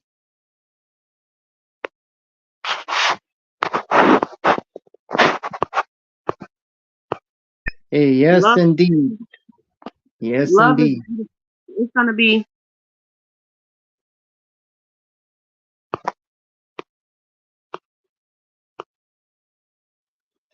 Uh, It's gonna you, be a lot yeah, of people. I'm sorry. you go. You can go ahead. A lot of people when they see, it's sad sometimes when they see love, they lash out. I don't know. I've never seen those two before. I don't know who they are, but it just looked like to me, from what I do know, because I don't know who they are, that they were invested into each other.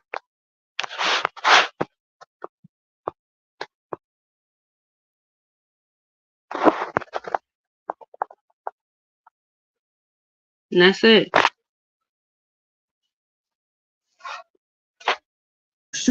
I'm gonna go ahead and show another one because this is another The beautiful. this is another black woman who is in an interracial relationship as well. And I'm gonna go ahead and show it right now.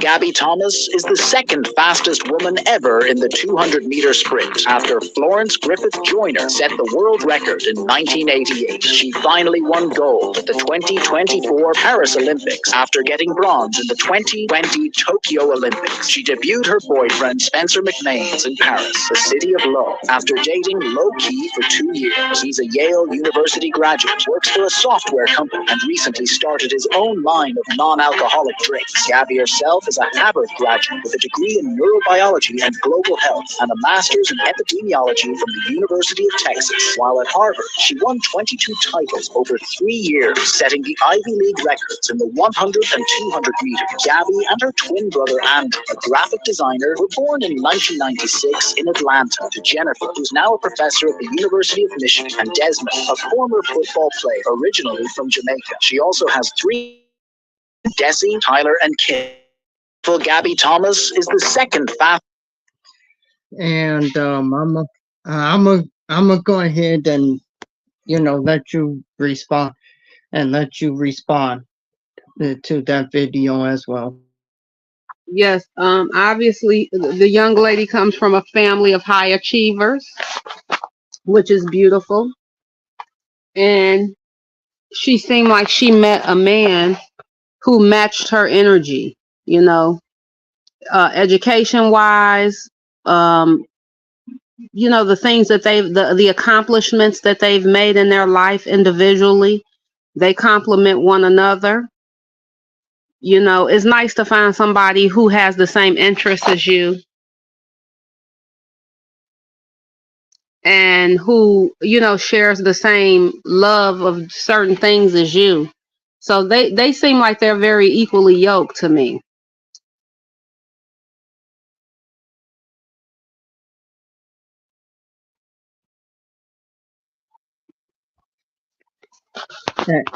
And there's a comment right here, and I'm gonna let you go ahead and read it. Indiana mom said that they're married. She won the gold in an Olympics event this year, and her husband is in Paralympics. Oh, okay. Yeah, so they're equally yoked. I see someone also that wasn't intimidated by her accomplishments because it's clear that she's, a high achiever. But she met someone that was like her. See, that's the thing. People like people that are like them. You know, I see her in a situation where she could get as many degrees as she wanted. She could go for as much education as she wanted, you know, whatever she wanted to do. And she has a supportive husband that's there for her no matter what in that way. And he can do the same thing. They're not holding each other back. You don't want to be with someone that's going to hold you back and limit you. You know, in a marriage, it should be limitless as far as you know, what you want to accomplish together in life. You don't want anyone that's going to hold you back. And she definitely does not have a man that's holding her back because he's highly accomplished as well, you know. And that's what you know, have to do. You have to find somebody that shares your interests. I agree. I wholeheartedly agree. Mhm.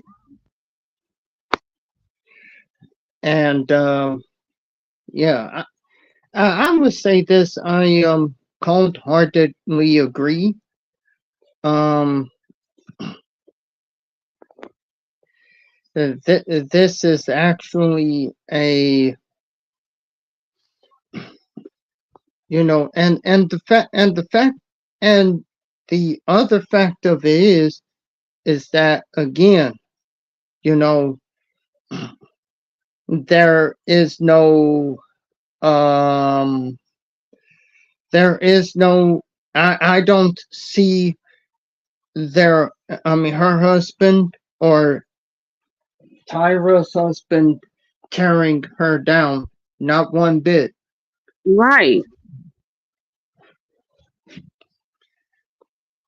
And I'm going to put, I'm going I'm going to put the link in the chat, so another woman will be, um it would, you know, be able to come up here and everything.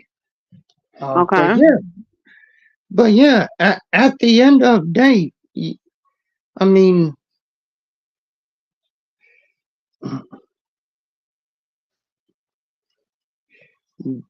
It looks like to me they're winning. mm-hmm, Mhm.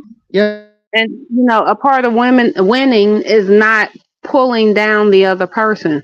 Why would you want to be in a relationship with someone that doesn't want to see you educate yourself or pursue your goals, whatever that is? You know what it reminds me of? Like when I, when you see some of these males on YouTube, you know, and they're like, they don't want a woman that's educated and things like that. It reminds me of like back in the slavery days when they didn't allow black people to read. You know, you could get unalive because you knew how to read. It's the same thing. You know, they don't want to see women educated. I'm not saying we need a degree or we need, you know what I mean? It's not the need, but it's nothing wrong with educating yourself. What's wrong with that?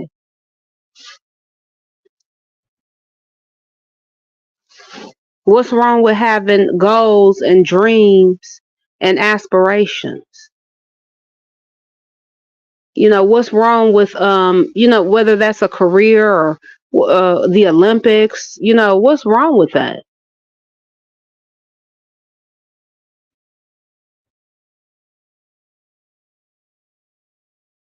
I mean, I don't see no problem with, I don't see no problem with that at all. I Me mean, neither. And it's like on, if you look on YouTube, it's men saying that they don't want a woman that's educated and this and that. It reminds me of like back in the slavery days when they didn't want to see black people read, you know, able to read or write. It's crazy, but at least they don't have those problems. You know, a lot of people might say, "Oh, because he's white, you know, this." You know what? Whatever. Think what you want to think. but they're happy and I'm happy for them. I'm happy for them as well. And It's a mhm. yeah, I'm sorry. No, you can go. No, it's just I think, when you look at like the manosphere and those different platforms, you know what I see? And I mean, they show you that too. They don't hide it necessarily. I see a lot of hurt people, a lot of people that's hurt. Hatred a lot of times comes from a place of hurt, a place of fear, wounded, you know. And so they're looking for relief, I guess it makes them feel better to be hateful. It's like a temporary band-aid, So, when you see those two, I see love. I see two people that are helping each other, move forward, who have the same common interests and things like that. I don't think it's really about finances or money, you know. But it's nice to have somebody that helps you accomplish your dreams, and your goals, and you can help each other. That's what my husband does for me.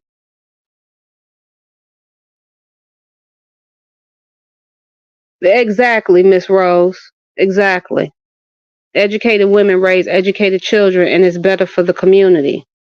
Because Gabby Thomas, her mother is highly educated. Right, that's true. When you know, and I had this talk with my husband when we met because we're two professionals. So it's more likely when you've been to college or you have some type of higher learning or education, when the parents have it, it's more likely that your kids will go that same direction as well.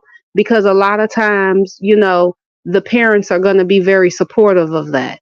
So, if your parent is college educated, for instance, it's more likely that the child will be too.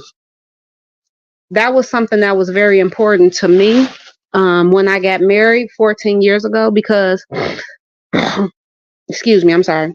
When I got married, because I wanted to marry someone who was either at my education level or higher, because I knew that when we would have children, it would be more likely for them to seek higher learning, just to help them gain more opportunities. And when you have two parents that are educated,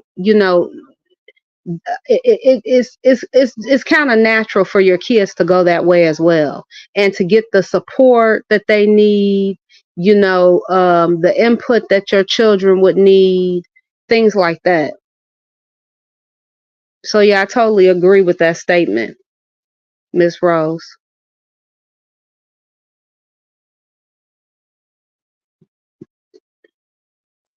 Yeah, and again, when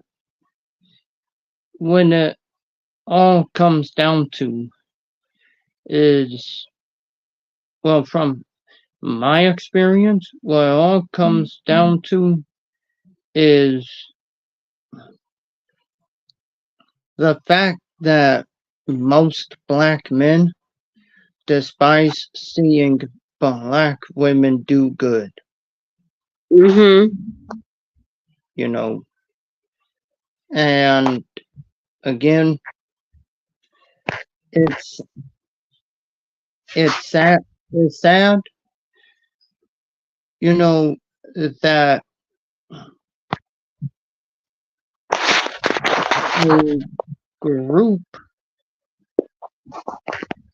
of that a group of black men Right. want to go ahead and do that. It really is sad.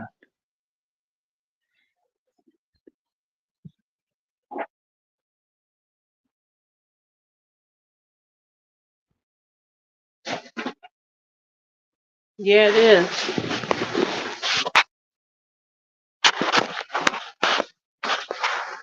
But obviously it's not affecting us because we're moving forward. They can't stop us.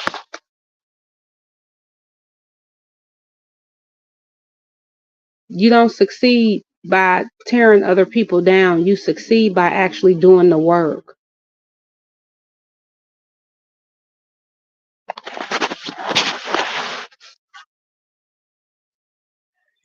True, true. Yeah, failures don't make it.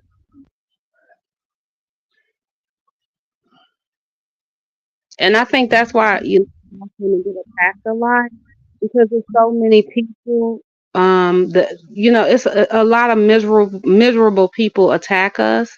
So many people who I think they thought the isms were going to work for them, and it didn't get them what they thought that they were going to get.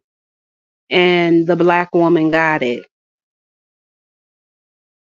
And they feel that by tearing you down, they'll be, it will give them some type of fulfillment or some type of success, but obviously not.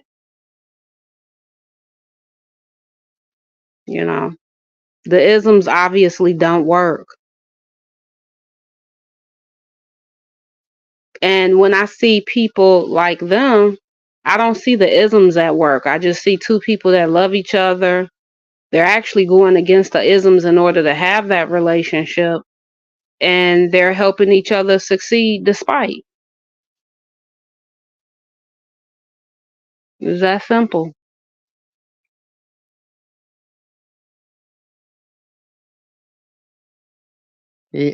Yeah, and again, I agree. Again,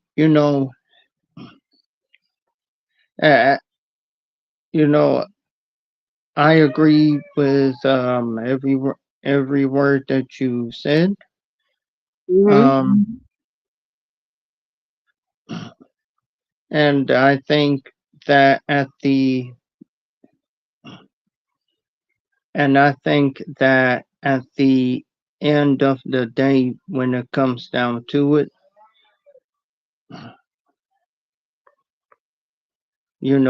there, I think there will be more.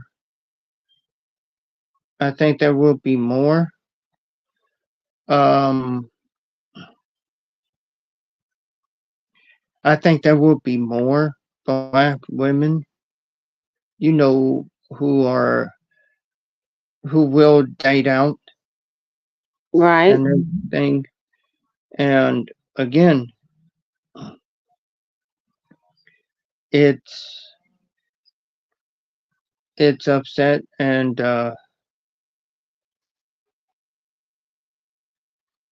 messed up at the end of the day.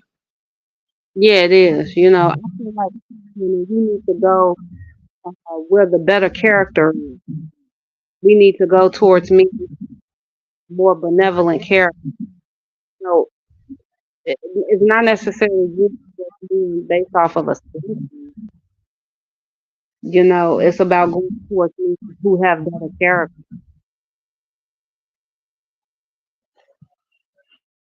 I don't know. It's just sad, the state that the black men as a collective are in. It's not funny. I don't find it, amusing or I don't, think it's not good, but it is what it is. And if black women have to seek other options, then they can do that. That's our God-given right. Whatever that is, just simply moving on with your life. It's not even necessarily about getting another man, just moving on with your life so you can be happy, so you can have some peace. you know I mean, I do think that as a you're seeing more so black women and white man relationships. The statistics show that they have the lowest divorce rates, and we just tend to be more compatible just because of the positions we played in society or in our communities. You know, like I said, you see a slight increase. You don't see a like this huge, shocking 3 times the rate more than increase. Because black women tend to move a lot more cautiously and more careful. We have to, just because we're women. We have to. We can't afford to make mistakes. At the end of the day, black women just need to find their own happiness, whatever that means for you. Marriage doesn't necessarily equate to happiness. It's nice when when you have a marriage that works, it's nice, but you don't need marriage to necessarily be happy. You know what I mean? But yeah, black women just need to turn within and just find what makes them happy. And, even in life is not necessarily about just being happy. It's about really, it really should be about helping others, but you got to help yourself first. You know what I mean?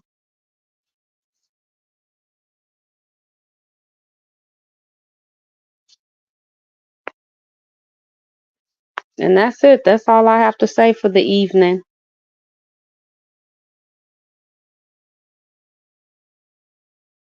Hello? Okay. Okay. And I wanna thank you for coming up, and uh,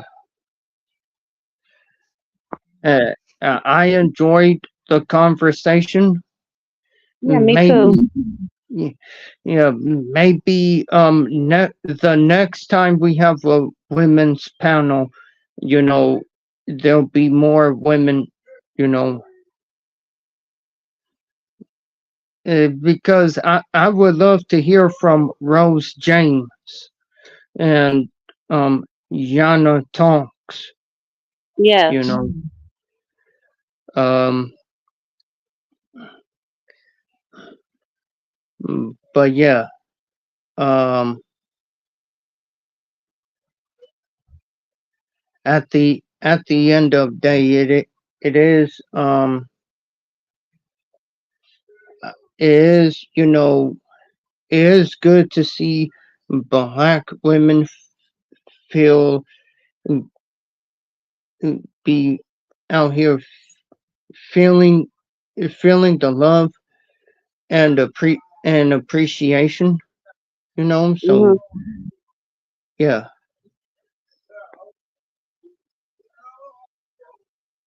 mm.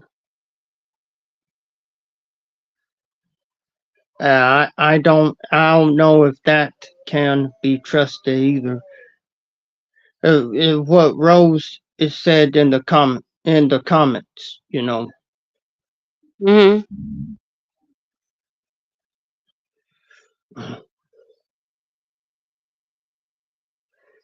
and again, Well, thank you, Indiana thank- and thank you, Miss Yana Talk, everybody else in the comment section for your support, your love, and your input. Beautiful, smart women. Mhm. y- yep, and I'm going to play an, another video. Well, I'm going to show first I'm going to show a article that I found, and then you know and then I'm going to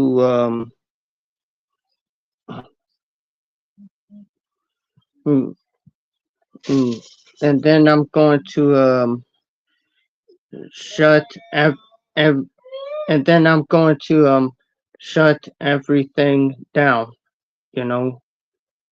Um, but yeah, you know, at the end of day, um, I saw an I saw an article that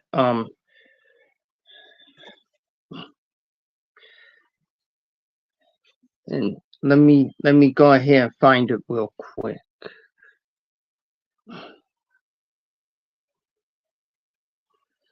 And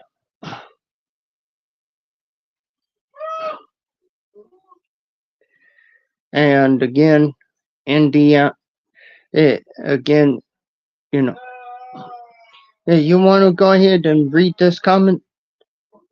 Yeah. I'll read. Rose James. That's wrong. Black women, white men have the most successful marriages. We just celebrated 30 years last month. I checked the CDC for the real numbers. It's just Dusty's trying to keep white men away from. Yeah, it is.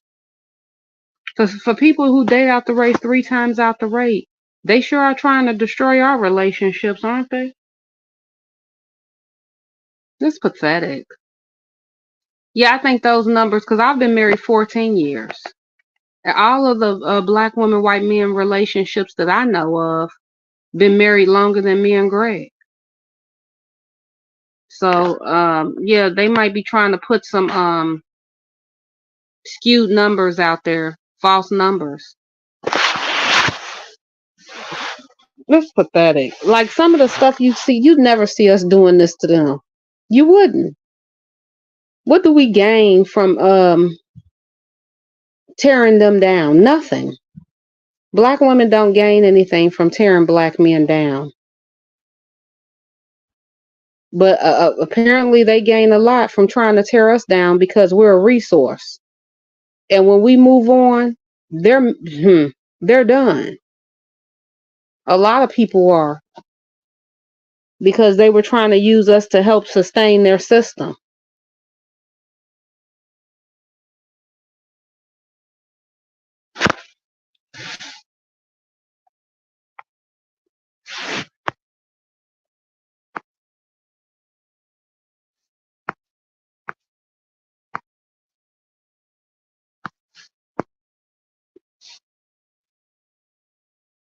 Hello?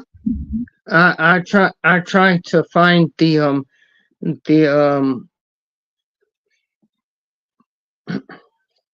I try to find the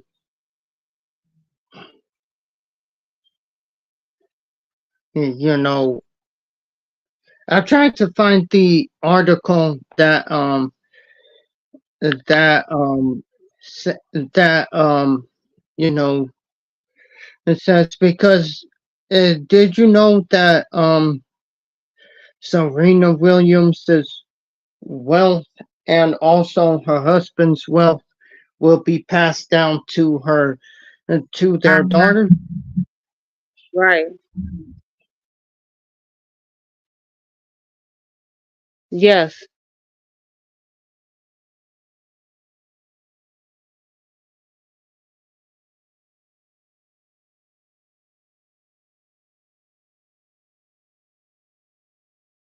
Hello? Yep, I found it.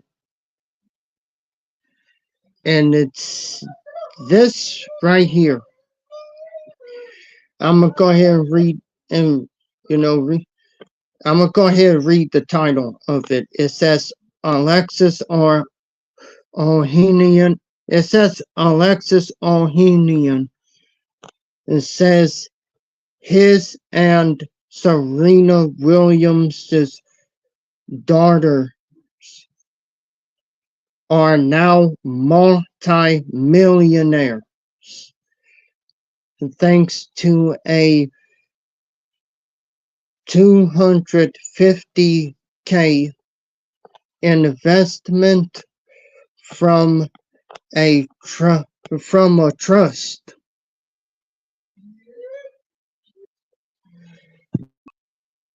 They going dang. It seems like they their daughters are going to be multimillionaires. Mm-hmm.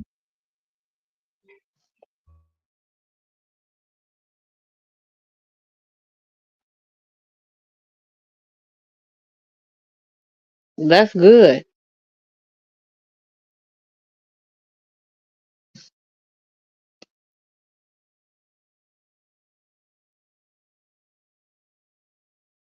Indiana Marshall. Okay, that's what I'm saying. They worried about less than 2% of black women. Right. That's what I'm saying. I mean, really.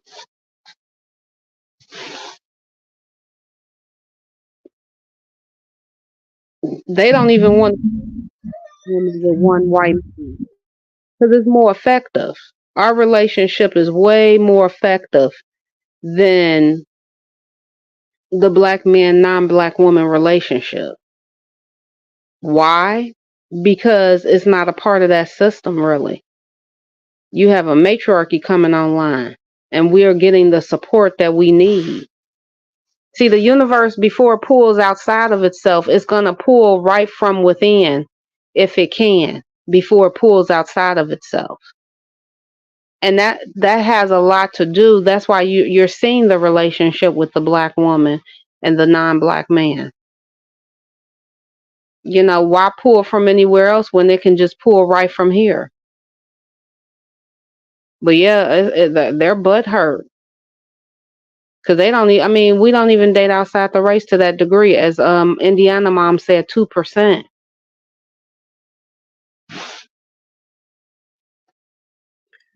Yeah. And I'm going to show you one more video, and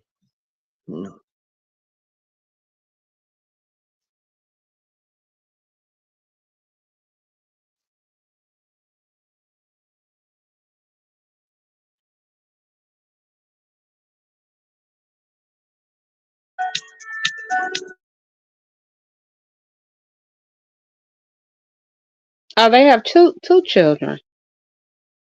Okay. yeah, they just welcomed their second child. Oh, I didn't know that. Oh, I didn't know that. Yeah, and the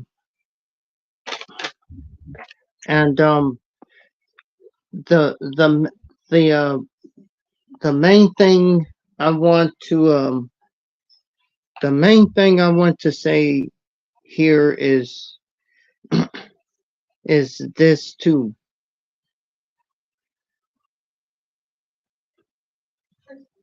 Black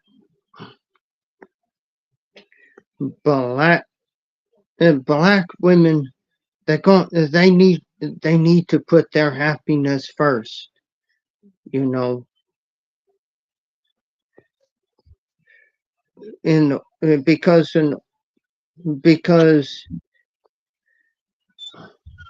in having you know is always spending your time on someone else and not yourself is also harmful as well. So yeah.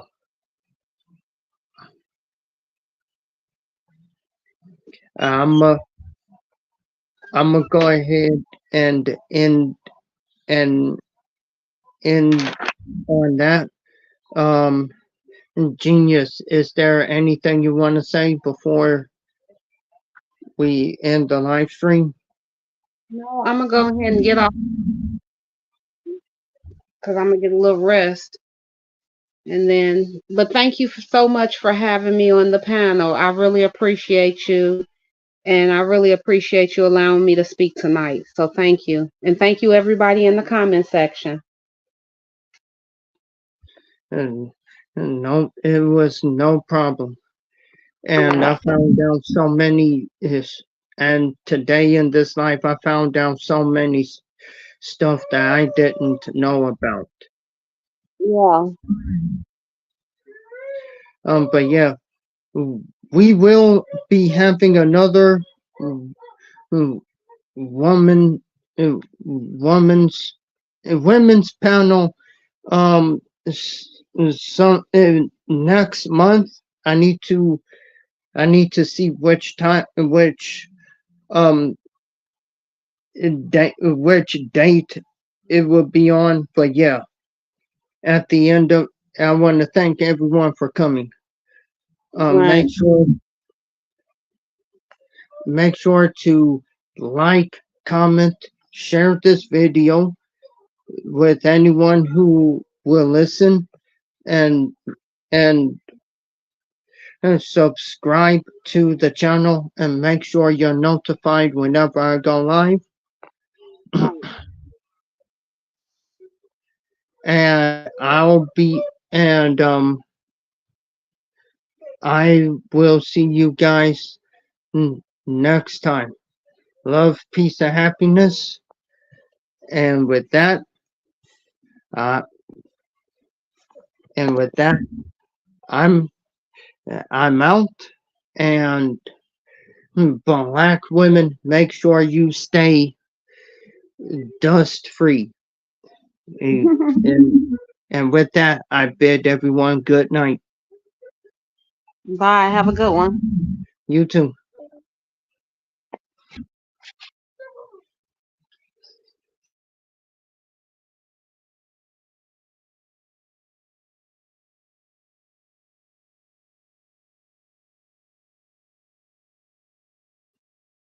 Oh, I'll be there. I'll be there to catch his live stream. Anyways, good night. I want to bid everyone good night. And until next time, peace.